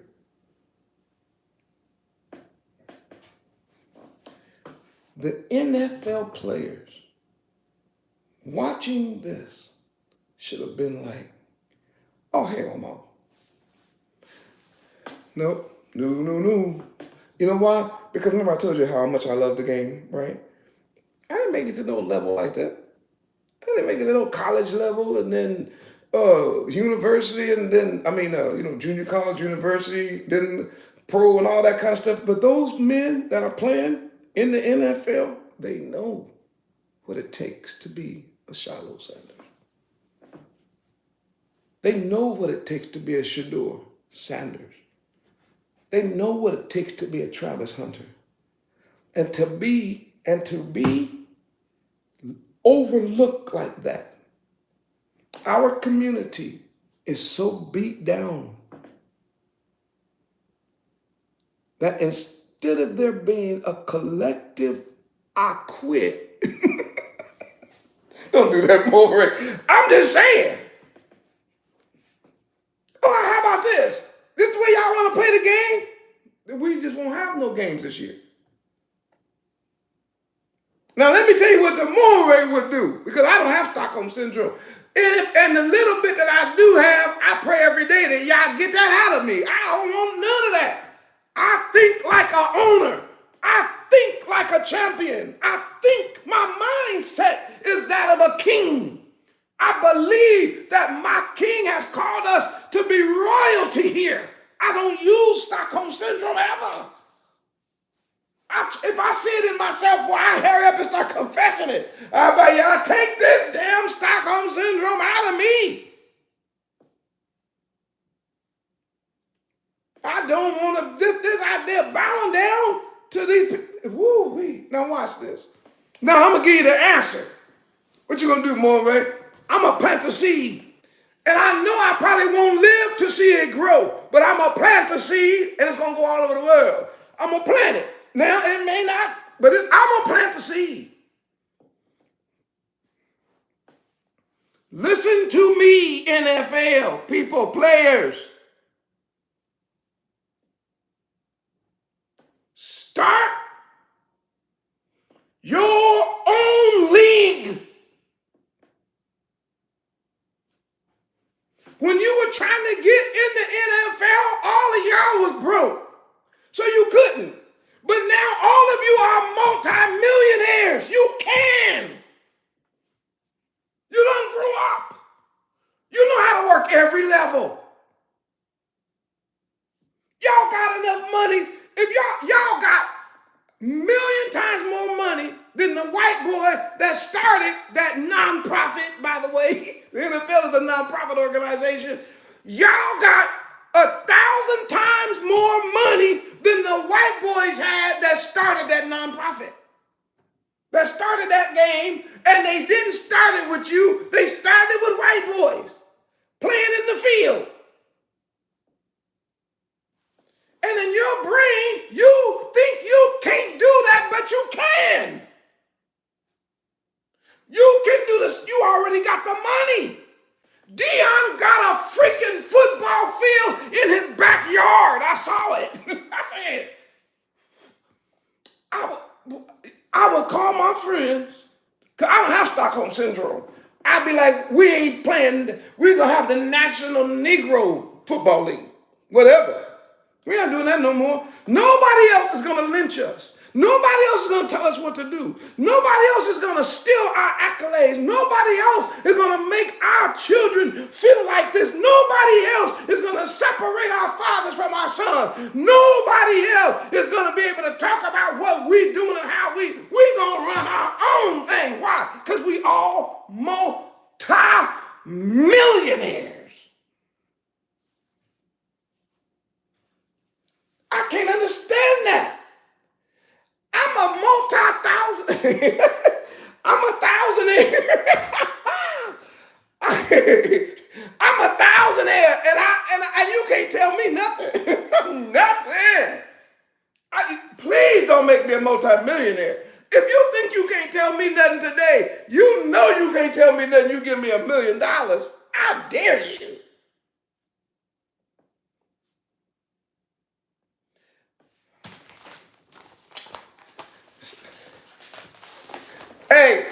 Do y'all know who this is? Nope. None of y'all know who this is, huh? Look at the name. Heisman, right? Every college student want this trophy, and don't nobody know who this white boy is. They all want the Heisman. Do you know that the trophy that y'all fighting over is this white boy right here? Did y'all know that? This is the man that you want the trophy named after you. This is the one you fighting for. Look at him. Him. But see, that Stockholm syndrome is so deep. You fighting to get you want a trophy from him, named after him. Look, this is the Heisman. You want this. This is actually what you want. You got Stockholm syndrome. This dude can't play. This guy right here wouldn't be chosen on nobody's team. This boy wouldn't be the quarterback at your family reunion. But you'll be out there playing football. He said, can I play? Hold on, man. Hold on. Let us get a few rounds in first. But can I play? Hold on, man. Hey, man, go on over there and help you get some of that sweet tea, man. And get you some chicken, man. But we're going to go ahead and play for a little while. You know what I mean? But stay right here, though, man. We'll let you in a minute. You know what I'm saying? Well, we'll wait till the score is 107-2, and then we'll say, all right, man, you can come on in. You know I ain't lying. He couldn't play at the reunion, and you know it. But Stockholm Syndrome say, you want this trophy.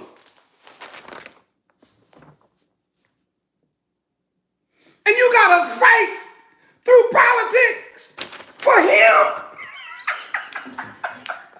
Hell no. Ain't no way. Ain't no way. Him. You see how they do, y'all? Who gonna win the Heisman?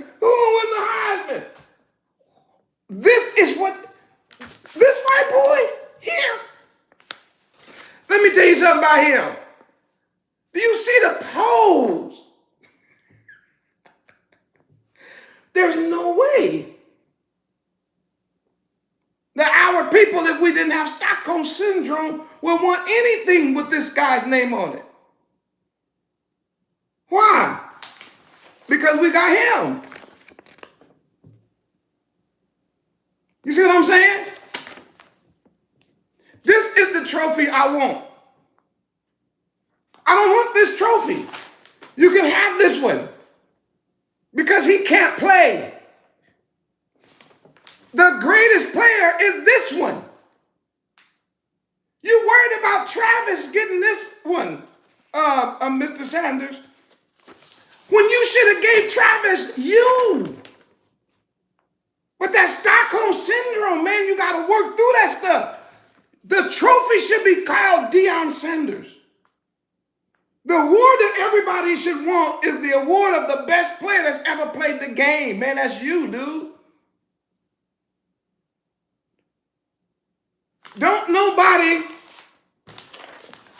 Shouldn't nobody today want nothing after this guy.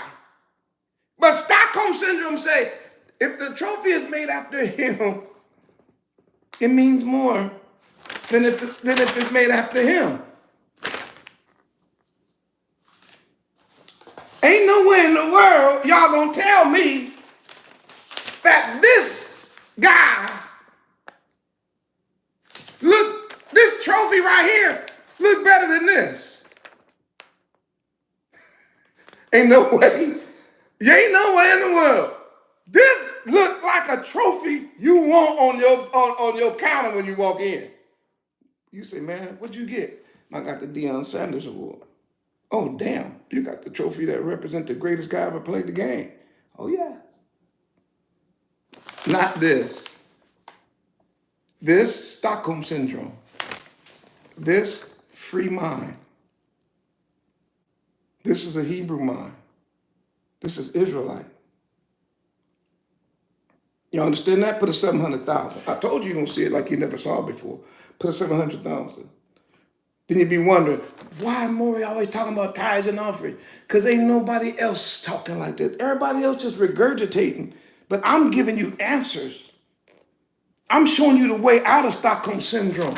I'm showing you a way to where if you understood what you have and the power that you have and the might that you have, you wouldn't be sitting there letting these white boy billionaires whoop you and your children on national television. And you know good and well he's the best ball spinner in the nation.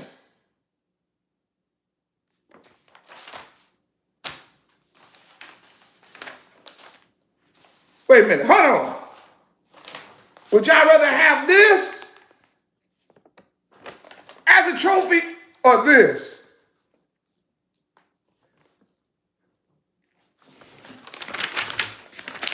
Would y'all rather have this or this? You understand what I'm saying? Stockholm Syndrome, Hebrew Israelite. Who was the best player? Then you should rather want one from him.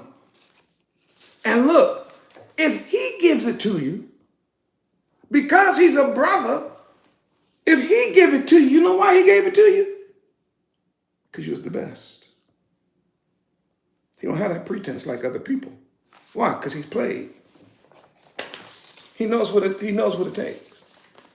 You know how I know that? Because SHEDEUR, to me, is the greatest quarterback in the nation this year. But when they asked Dion, Mr. Sanders, Dr. Sanders, how you want to call it, when they asked him, watch, he said, Travis is the man. He's him. You know why he did that? It's the truth. He said, if we're looking at just overall best player in the entire nation, because he goes both ways, and he's the best at both ways. Yeah, my son is the greatest quarterback in the nation, but he said, Travis. And you know that SHEDEUR didn't fight with his dad. Shiloh didn't say nothing. Nobody said nothing. Why? Because they they can see it too. I told you that's what we do as a people. When it comes to that, we agree. If there would have been an agreement, there would be no controversy all over the world. The reason why people are arguing is because we got eyes. If SHEDEUR would have been garbage, nobody would say nothing. They'd be like, yeah, man, he should have won 140 something. But because he was the best, and he did that, we know it's buck breaking. I'll give you another one. They got a trophy for this guy. Everybody wanted, I think it's Johnny Unitas or something. I don't know how you pronounce his name. They got a trophy for this dude. All the quarterbacks won. Why? Stockholm Syndrome.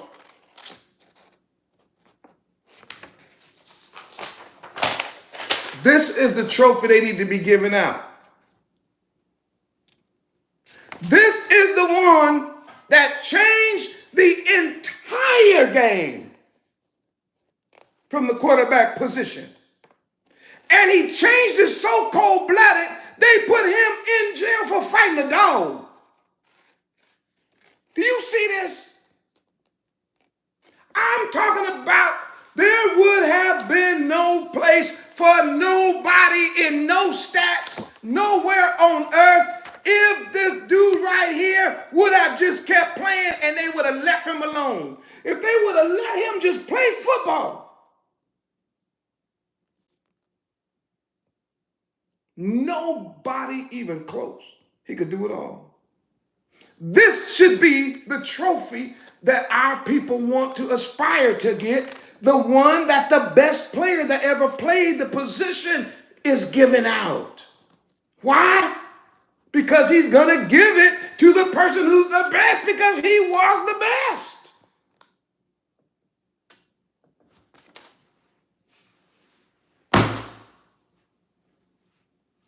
But that's Stockholm syndrome, man.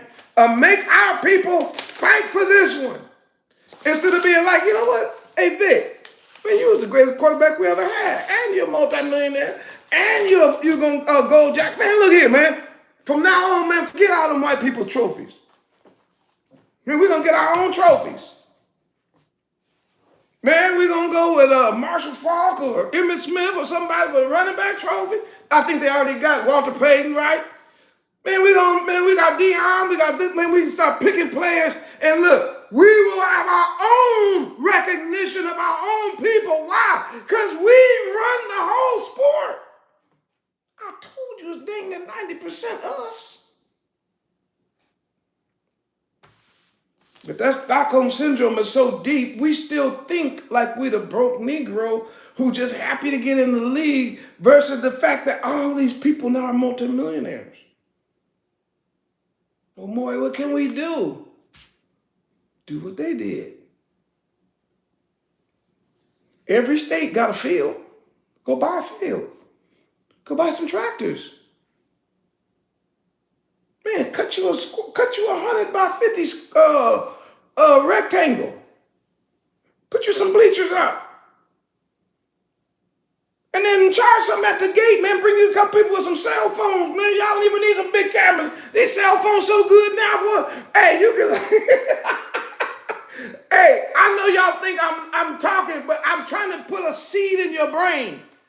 With the technology that we have today with live streaming and all of that, let me tell you something. If all of us decided we're going to play with us, it would switch over in a minute. But you don't believe it, but it's true. Why, Moray?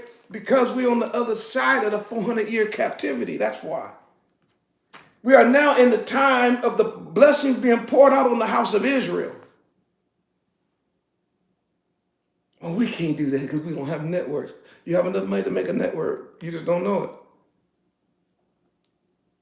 You see, in order to train an elephant to stay in the circus, they don't start training the elephant when he's grown. They train the elephant when he's a baby. And they do it by putting a chain on his foot. When he's a child, he can't break the chain. Well, I mean, when he's a baby elephant, he can't break the chain.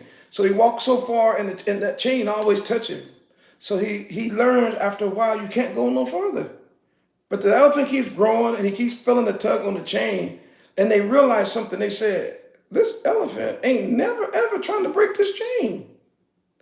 So the elephant becomes full grown and at any time could just do this, bloop, and pop that chain loose, man, and walk on by the business.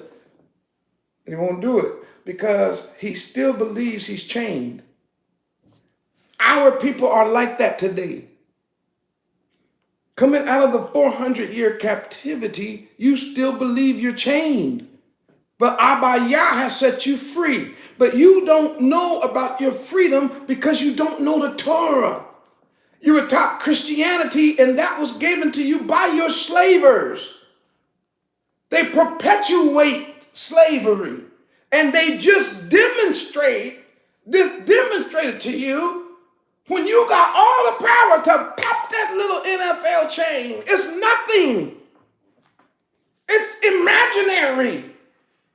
You got it all. You got the money. You got the talent. You got the savvy. You have the athleticism. You got your own trainers now. You got your own weight room. You can afford to build your own stadiums. You can do anything you want now because all you guys are stupid rich now. You can be your own owners. And let me tell you something about us. We ain't coming to watch the whole, look. If all of us left the NFL and the NFL turned white again, ain't nobody gonna watch the NFL. If the NFL go back to its roots when they said Negroes can't play, guess what? Nobody's watching. That means all the viewership is coming to you. And you never again have to deal with that kind of Stockholm syndrome. You never again have to deal with that public lynching. You'll never again have to deal with that public humiliation. That public buck breaking. And everybody now kowtowing and bowing their head and don't want to look up and twiddling their thumb. And then they show another person and say, now look at this young man. No fat change, no bold talk, no this. He's just a nice, evenly dressed, calm Negro. That's what we want. We don't want a SHEDEUR. We want this. You're going to hell for that too. Man, we ain't all the same. What work for you don't work for me. And what work for me may not work for you. But you're going to tell us what kind of Negro you want. Woo!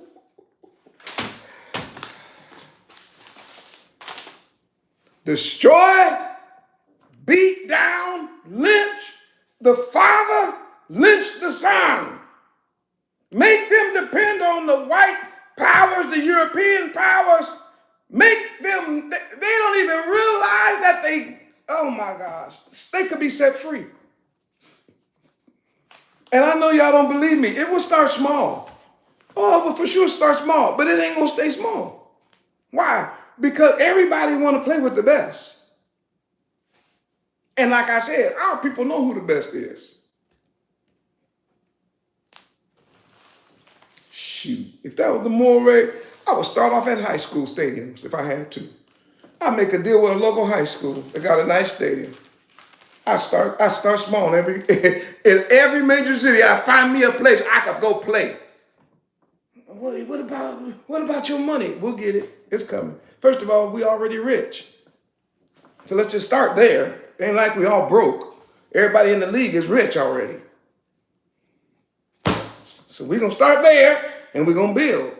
Get some of these brothers, man, that's smart, good with economics, good with investment, good with building, good with architecture, good with videos. Boy, I watched Junior, Dion's oldest son. Man, he did better coverage on the Colorado Buffaloes than all of the news media teams put together. I know some of y'all don't know what I'm talking about, but that young man right there, his footage of his father and his brothers and that Buffalo team was better than anybody who covered them all year. And everybody will admit it. They said, boy, that dude right there, man. They call him Junior. Dude, man, is incredible. So why isn't he over the filming department for the new league? Showing people why he, you know what I'm saying? And you know, there's thousands of us like that out there. Ain't just one or two. Now, y'all been in the room with me. I told you we're going to be here a while, and you all stayed in the room. But if you are learning something and you got something out of this lesson and this message tonight, I'm just trying to show you what was going on and trying to make it real, make it understandable. Be kind and put an 800,000. I'm about to go. I do have a verse I want to read. I got 3 verses I want to read. And then 3 passages I want to read, and then I'm gonna get off the room. Let me see if anybody's still in the room. Oh, told I about. Did I lose all my administrators? Any more administrators in the house? Did I lose y'all? Is it too late? Let me see if any of them say something. Z's still in the room. Told about. Thank you, Toda. All right, let's go to Exodus. Let's fix this tonight. Let's fix it.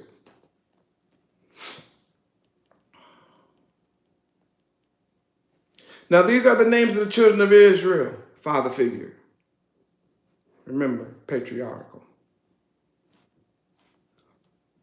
Which came to Egypt, every man and his house whole came with Jacob. Who? 12 sons. Ready? Reuben, Simeon, Levi, Judah, Issachar, Zebulun, Benjamin, Dan, and Naphtali, Gad, and Asher. Oh, yes. That's all you see right now on them NFL fields. The descendants of these men right here. They just don't know it. These are their grandfathers. This is where we come from. We all different, but we all alike. Jacob, our grandpa, he had 2 wives and 2 baby mamas. So That's why we all look a little different. You know what I'm saying? Same daddy though. 12 sons, 4 women. All these souls that came out of the loins of Jacob were 70 souls, for Joseph was in Egypt already. And Joseph died, and all of his brethren in that generation. That means the old folk had to pass on. And the children of Israel were what? Fruitful. And did what? Increased. Where? In captivity. In Egypt. Just like we are fruitful here, and just like we are increasing here. Let's read it. And multiplied and waxed exceedingly mighty, and the land was filled with them. Oh, yes, he bruised everywhere. Now there rose up a new king over Egypt, which knew not Joseph. Now we see in captivity.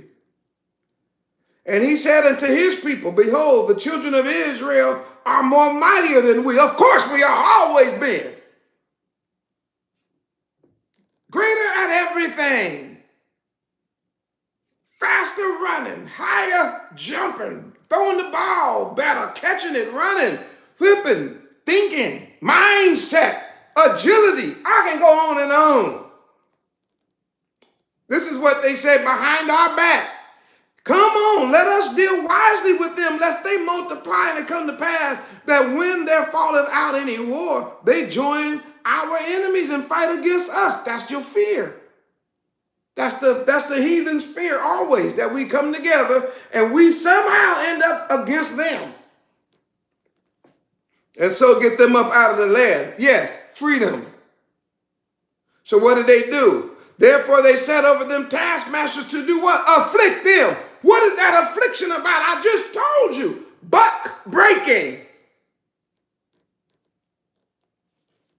You got to beat them into submission with their burdens. And they built for Pharaoh the treasure cities, Python and Ramses. That's the reason why I told y'all we don't give a damn about them pyramids. When we look over there at them treasure cities, all we see over there is our blood, our sweat. We see our captivity.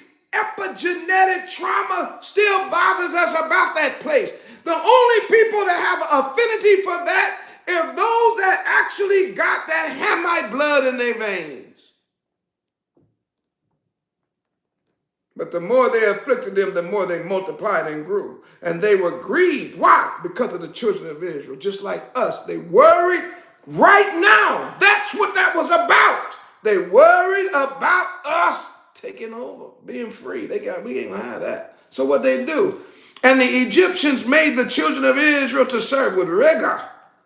And they made their lives better with hard bondage and mortar and in brick and all manner of service in the field.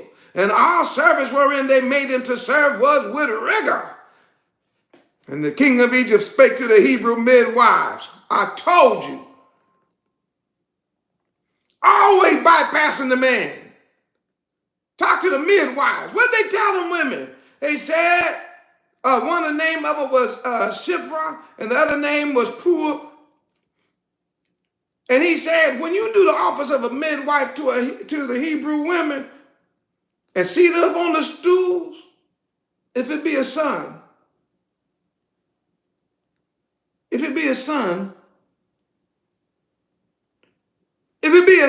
that's a man child. If it be a son,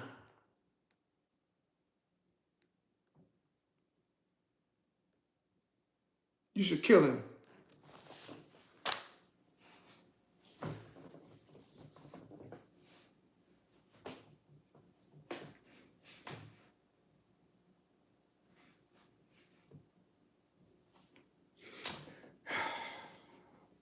The man child will grow up to be a man. And then will teach his children how to be a man. But if you start killing them, if you can just get rid of them, then you can stay in power. See, you heathens wasn't expecting there to be a Moreh, Yoshiyahu Dawid, Ben Israel. You wasn't expecting that y'all was going to bring a seer in the house of Israel to actually know the Bible. I actually study it all the time from the beginning to the end. I can see the satanic work that you're doing because it's been done to us before.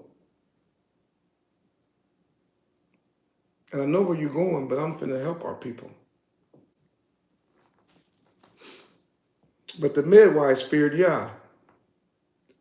Oh, I wish we had women today that feared Abba Yah and wouldn't listen to the government. That would say no to the government and tell the government to hell with you. I'm talking about kill my son, kill our men. They didn't do it, as the king commanded them, but they saved the men, children alive. You hear what they call them? The men children. Yes, they understood something. And the king of Egypt called before the midwives and said unto them, why have you done this thing? I've saved the men, children alive. The midwife said unto Pharaoh, because the Hebrew women are not as the Egyptian women, for they are lively and are delivered ere the midwives come in unto them. In other words, they fudge the truth. They say, well, this is what I'm saying. They didn't give a damn about Pharaoh. They wasn't trying to live on the government. They didn't obey the government all the way to the letter if it meant to kill or to get rid of the men. They already made it. If they ask us what we're going to say, we're going to say that the Hebrew women had their babies too fast.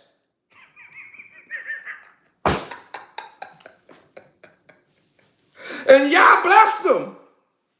He blessed the midwives, and the people multiplied and waxed very mightily. And it came to pass, because the midwives feared Yah, that he made them houses. And Pharaoh charged all his people, saying, every son that is born you shall cast in the river, and every daughter save alive. Anytime you see a man child, why? Because that man child gonna grow up to be a man, and anytime we actually get a real man, Egypt is in trouble. If you get a real man, Babylon is in trouble. You get a real man, Greece is in trouble. You get a real man, Rome is in trouble. And you get a real man, these United Snakes are in trouble.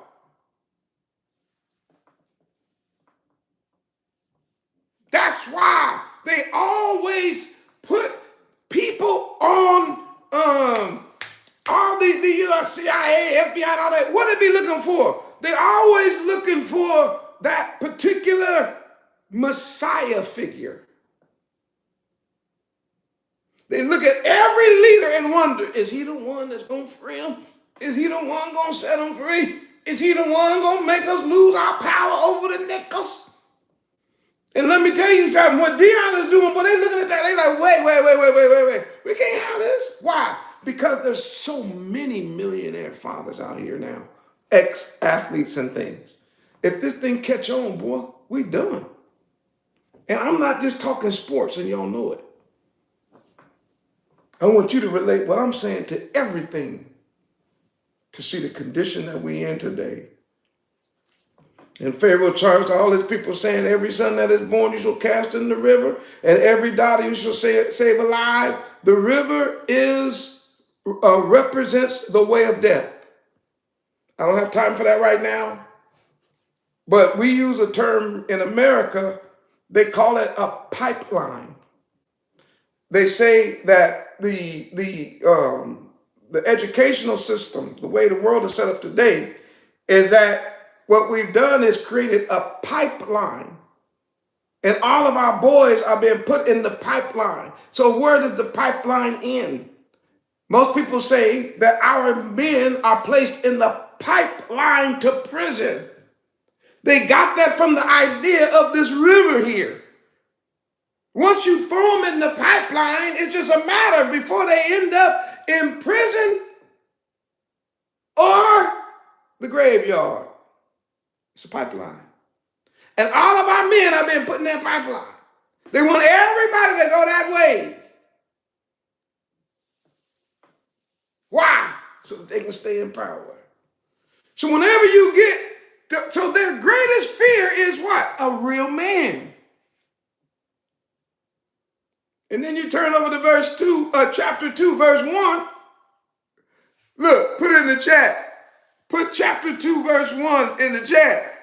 Because y'all said, I gotta go down. Woo! I'm starting to feel good like a Hebrew should. In Exodus chapter 2, verse 1, it said, and there went a man.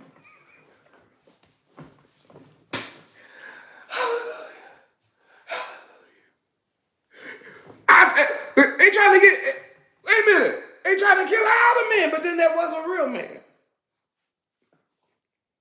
Here's a man here. He ain't like everybody else. This is a man who ain't no slave in his mind. He don't obey in his mind. He's gonna protect his family in his mind. He is a Levi, and he took a wife from Levi. He wasn't trying to marry Japheth's daughter. He was looking for another Hebrew Israelite woman that he could talk to about Torah. That he could keep the law, statutes, and the commandments.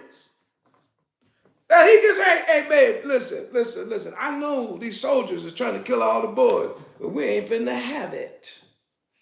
Not with my boys. I know there's a pipeline to prison. I know there's a pipeline to death, to the graveyard. I know it's a pipeline. I know it's a pipeline into drugs and then eventually prison, to murder and prison. I know it's a pipeline, but baby, I'm a real man. And I believe you are a real woman. What we ain't gonna do is let our sons be thrown into that river. Now watch. And he took a wife, and y'all know the story from there. She said, well, I'm gonna raise this baby as long as I can. And then what? She said, I know everybody is they're throwing our boys into the river to die.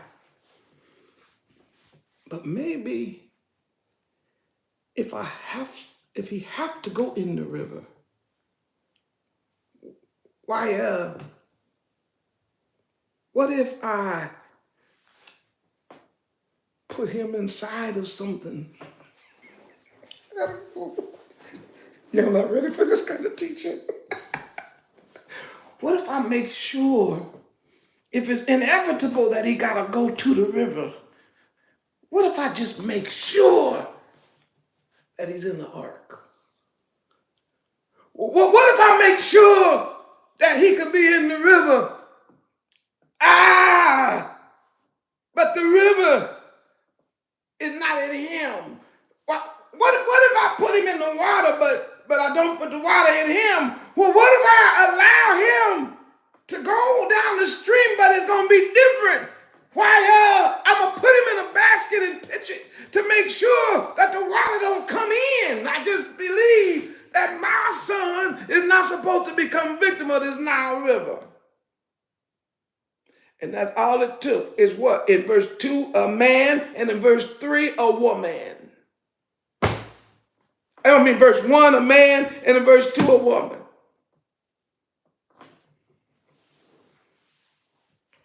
When you get to verse 4, his sister. What were they all doing? Trying to save the boy. Not everybody trying to save. Everybody got in agreement. We got to save the son. Had no idea that boy right there was going to end up being the person that we know as Moses. The greatest person that walked this earth other than Hamashiach himself.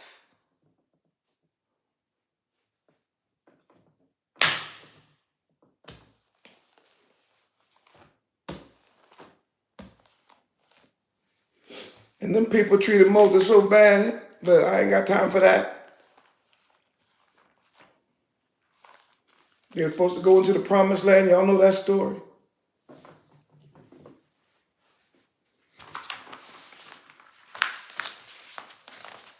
But because they had been in captivity for so long, they had developed Stockholm syndrome. Maury, what are you talking about?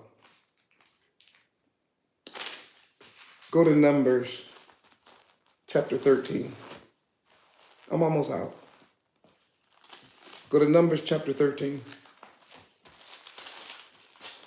And that's for tonight. I think I'm just going to deal with one verse.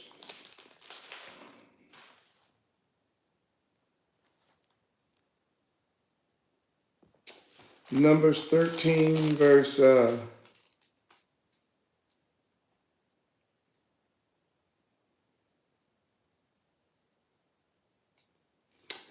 let's start at verse 26. No, 24. Oh my gosh, I can't do that either. Let's start at verse 13. I'm trying to get out the room, that's why. I was just trying to cut it short, but I can't. Verse 22, 13:22 says, and they ascended by the south and came to Hebron, where Ahiman, Sheashiah, and Talmai, the children of Anak, were. Now Hebron was built 7 years before Zoan in Egypt. And they came unto the brook of Eshcol and cut down from thence a branch with one cluster of grape. They bare it between two upon a staff. They brought the pomegranates and of the fig. They brought of the pomegranate and of the figs. The place was called the brook Eshcol because the cluster of grapes which the children of Israel cut down from thence. And they returned from searching the land after 40 days. And when they came to Moses and to Aaron and to all the congregation unto all the congregation of the children of Israel unto the wilderness of Paran, to Kadesh, they brought back word unto them and to all the congregation and showed them the fruit of the land. And they told him and said, we came unto a land whither thou sent us. And surely it floweth with milk and honey. And this is the fruit of it. But look at 28. Nevertheless, the people be strong that dwell in the land, and the cities are walled, very great. And moreover, I saw that the children of Anak were there. Who's that? The giants. And the Amalekites dwell in the land in the south, and the Hittites and the Jebusites and the Amorites dwelt in the mountains, and the Canaanites dwelt by the sea and by the coast of Jordan. And Caleb stilled the people and said to Moses, let us go up at once and possess it, for we are well able to overcome it. Why was he able to say that? Caleb didn't have Stockholm syndrome. See, I got a brain sort of like Caleb. Y'all say that this is our land. We can go get it. The slave might say, I don't care what y'all say. He can say it, but it is everything he says. But, I mean, the people there, the walls, the giants. What about it? I mean, man, it's like the people there. They so big. They're so tall. We saw giants, the son of Anak, which come of the giants. And we were in our own sight, Stockholm syndrome. They got that from Egypt. And we were in our own sight as grasshoppers. They don't think they can do it. And so we were in their sight. So now you're saying to us we were grasshoppers and to them we was grasshoppers? That's what I'm saying about our people, like the NFL. You don't know that you can do it better and bigger than they're doing it. You think they're the giants. You think they are undefeatable. You think you gotta go to them for everything. You think you can't win. Even though and the only reason why you're doing that, because you don't know you're an Israelite. You think you are a Christian. You think you are a Gentile happy to be saved by white Jesus. You don't know that this is your history. This Bible is you. We are all, listen, this is a people that have come out of captivity, but the brain, the mind is still in captivity, except Caleb and Joshua. Caleb and Joshua don't have Stockholm syndrome. They're like, man, I don't care nothing about these people over here, how they look and how they, man, please. Y'all say we can take it, so we can take it. And do you know that the people didn't go in and ended up wandering in the wilderness 40 years when they could have took it in around 40 days? I got one more thing. I got two more things. Flip over to Joshua. Go to Joshua chapter 6. So this is now 40 years later after everybody has, they didn't go in because of the giants and all that in the walls. 40 years later, they end up right back here. That's a long time too, 40 years. But they end up once again at the entrance to the promised land. Watch this. Joshua chapter 6.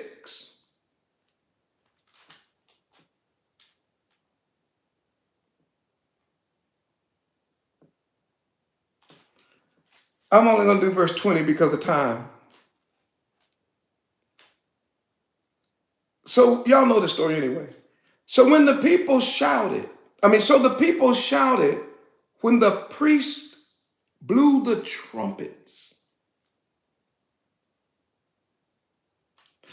And it came to pass when the people heard the sound of the trumpet,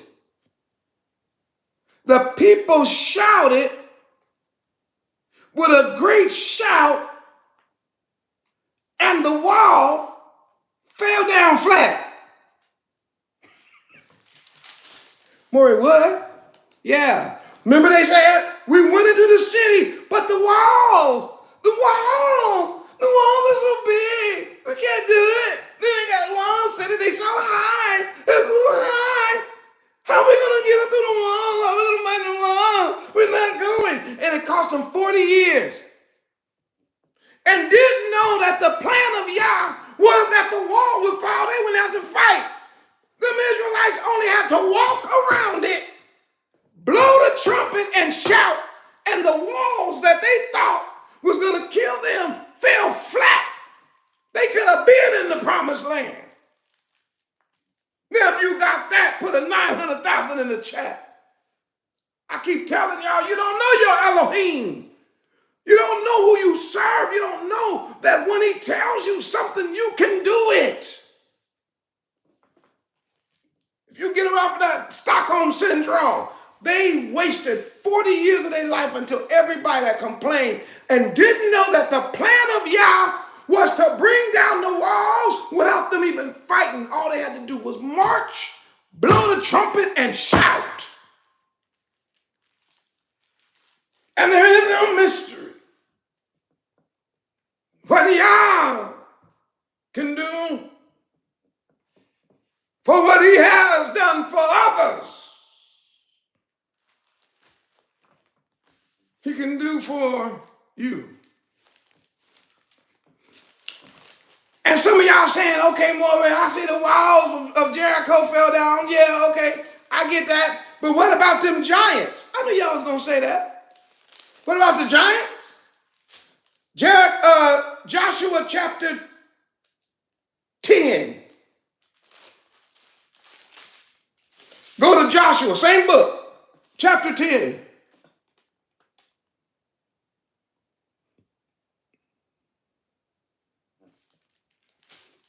We can start at verse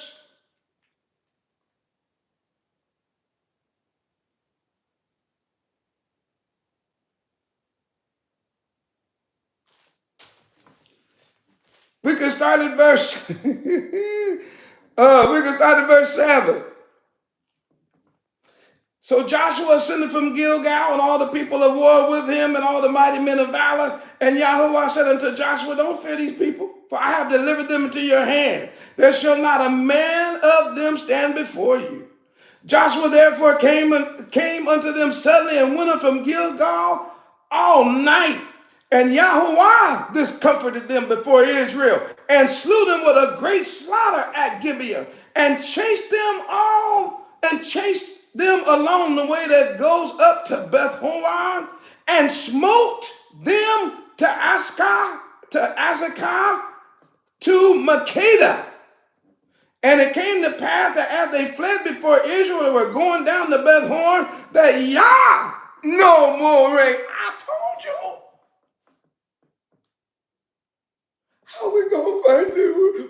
They giants, they big people, they eat up the inhabitants.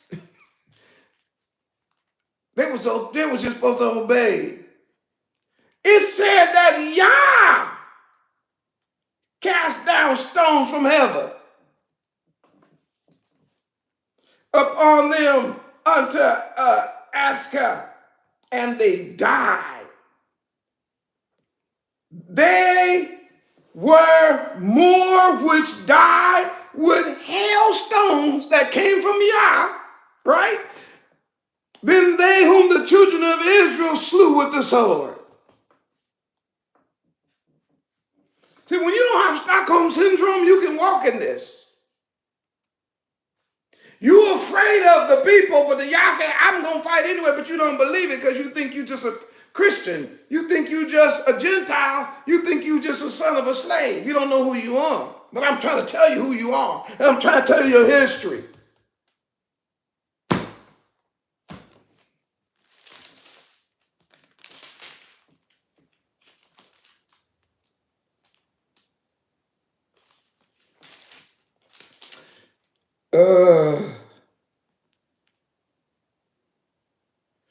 Wait, what? Hold on.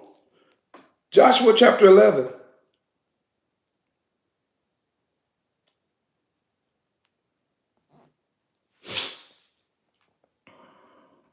Y'all ready?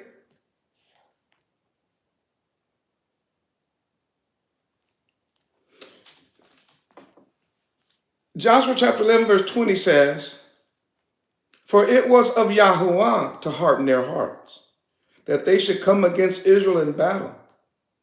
This is Joshua 11 verse 20. Why? That he might destroy utterly, and that they might have no favor, but that he might destroy them as Yahuwah commanded Moses. Watch this.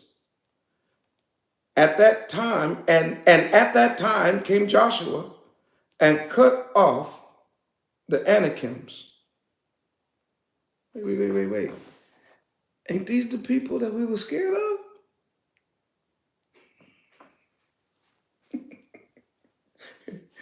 I told you guys you're not ready for this kind of teaching yet. I hope your mind get free one day. I really do. Our people don't know the Bible. They don't know the Torah. They so busy chasing after white European Jesus and all that, and don't know that you have a Hebrew Israelite king named Yahushua HaMashiach who look just like you, who's on your side and will fight the battles. And the so-called giants that you thought was in the land, it says, and Joshua cut off the Anakim from the mountains, from Hebron to Debur, and from Annah, and from the mountains of Yehuda, and from all the mountains of Israel. Joshua destroyed them utterly with their cities. There was none of the Anakims left in the land. The ones they feared the most. Just wiped out. Bam! That could have happened 40 years ago. Y'all had already planned to take them out. Let me read that again because it sounds so good to me. There was none of the Anakims left in the land of the children of Israel. Only in Gaza and Gath and Asher there remained. So Joshua took the whole land according to all that Yahuwah said unto Moses. And Joshua gave it for an inheritance to Israel according to their division by their tribes, and the land rested from war.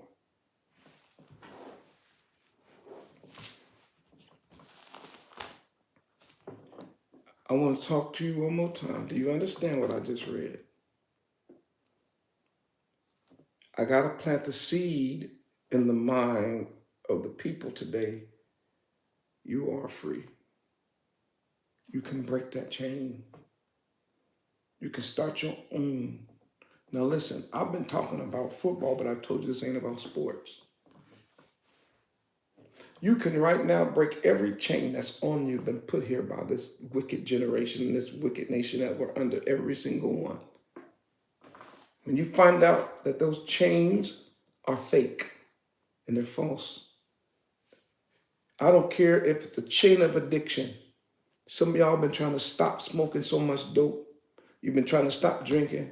Some of y'all think you chained up to relationships that are wicked and abusive. Some of y'all think you chained up to certain kinds of living conditions that you're supposed to be struggling. You're supposed to be, some of y'all chained up in ghetto stuff and chained up in low level thinking and chained up in stupidity and chained by ignorance and chained by the Stockholm syndrome. Some of us got so many doggone little chains on us that was put on us when we were babies, and we think we gotta still carry them chains and be confounded by that today. You don't. Some of y'all can't give a tithe because you were told that if you give a tenth of your income, you're going to die. And the Most High said, no, if you give a tenth of your income, I'm going to open up the windows of heaven and pour you out a blessing. You ain't going to have room for it. But you don't believe Yah. Why? Your brain. You still think like a slave. You still thinking with Stockholm syndrome. People keep asking me all the time, man, so how can I do this? I said, first you got to seek the kingdom. And they're like, oh, I didn't know where you're going. No, if you know where I'm going, why did you ask me? The first step in success in life, period, as we wake up to the truth, is to seek first the kingdom and his righteousness. Once we do that, all that stuff is going to be added to you. But you don't believe it. So therefore, you don't want to walk in it. You're afraid of the walls, and they just fell down. You're afraid of the inhabitants of the land, and Yah killed more of them with hailstone than he did by the sword. And you scared of Anak and the giants, and he wiped out them in one battle. And you don't think that he'll fight your battle. Well, I gotta go. But SHEDEUR, listening. I know you're listening to the more where everybody hears me.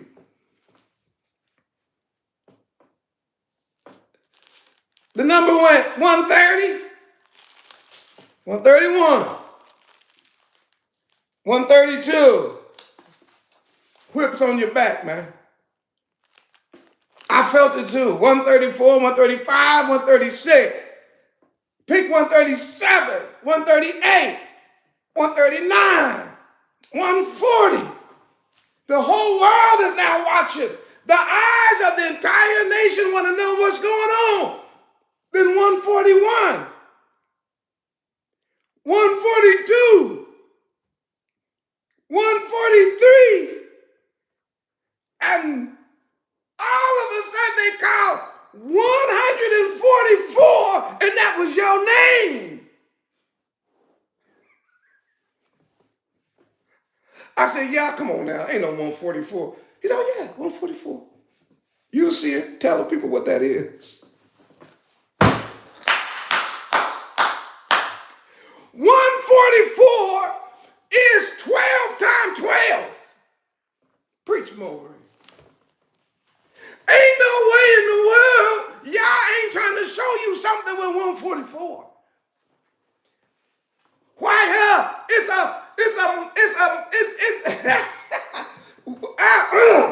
in the last days, there's getting ready to be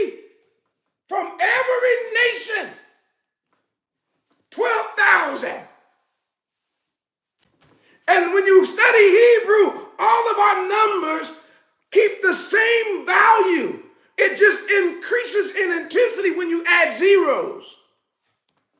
So when you break the number of the 144,000 in the Revelation, the root of that is 144, and you went 144.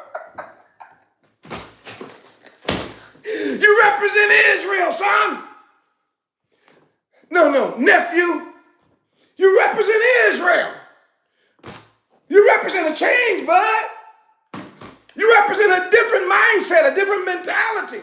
You have no idea. Yeah, they meant it for evil. They meant that, but guess what they left? They left a number on you, and they made sure that that number is stuck. Watch the number. 5th round. The number 5 represents grace in the Bible. All through the Bible, 5 is the number of grace. 144 represent the representation of the 12 tribes of Israel. 12 times 12. So you tell the world, no, Yah, you meant it for evil, but Yah meant it for good. You carrying the 144 on you for the rest of your life.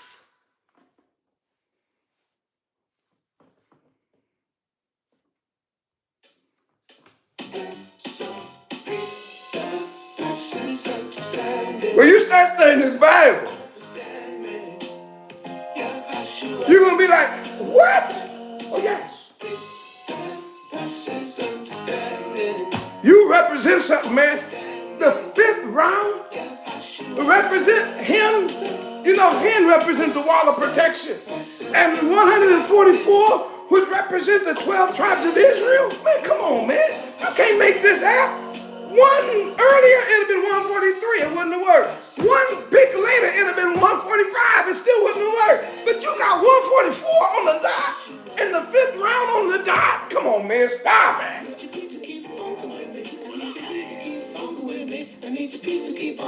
He's trying to wake up Jacob.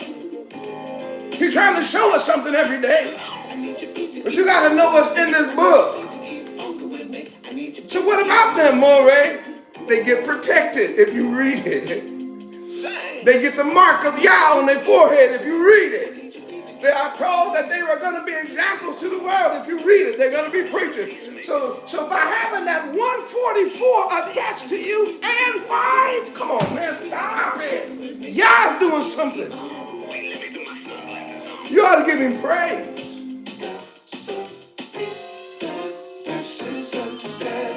I'm encouraging you, man. What they did to you was wrong. But to have that 5 and that 144 connected to you for the rest of your life, but you have no idea. You might be the one to help start these new leagues because you're going to be a good father to your children. All you got to do is bring them out to Grandpa's house. I got to go. Yeah, we're going to have our first game right here. For every TV camera, every news, everybody on earth going to want to see that game. Right in your dad's backyard. Now I'm laughing, but I'm saying it might start small like that. But when you realize you're free and the giants that you're scared of, don't worry about that. And the walls, don't worry about that. And the people, you know what, don't worry about that. We're on the other side of that now. I gotta go, Zion. But if you learned something tonight, if you saw it a little different and you could apply it to every area of life now, put a 1 million in the chat, please. Put a 1 million, I gotta go. Before you leave the room, send a donation to the station. It's so easy to do, just click a button. Help us.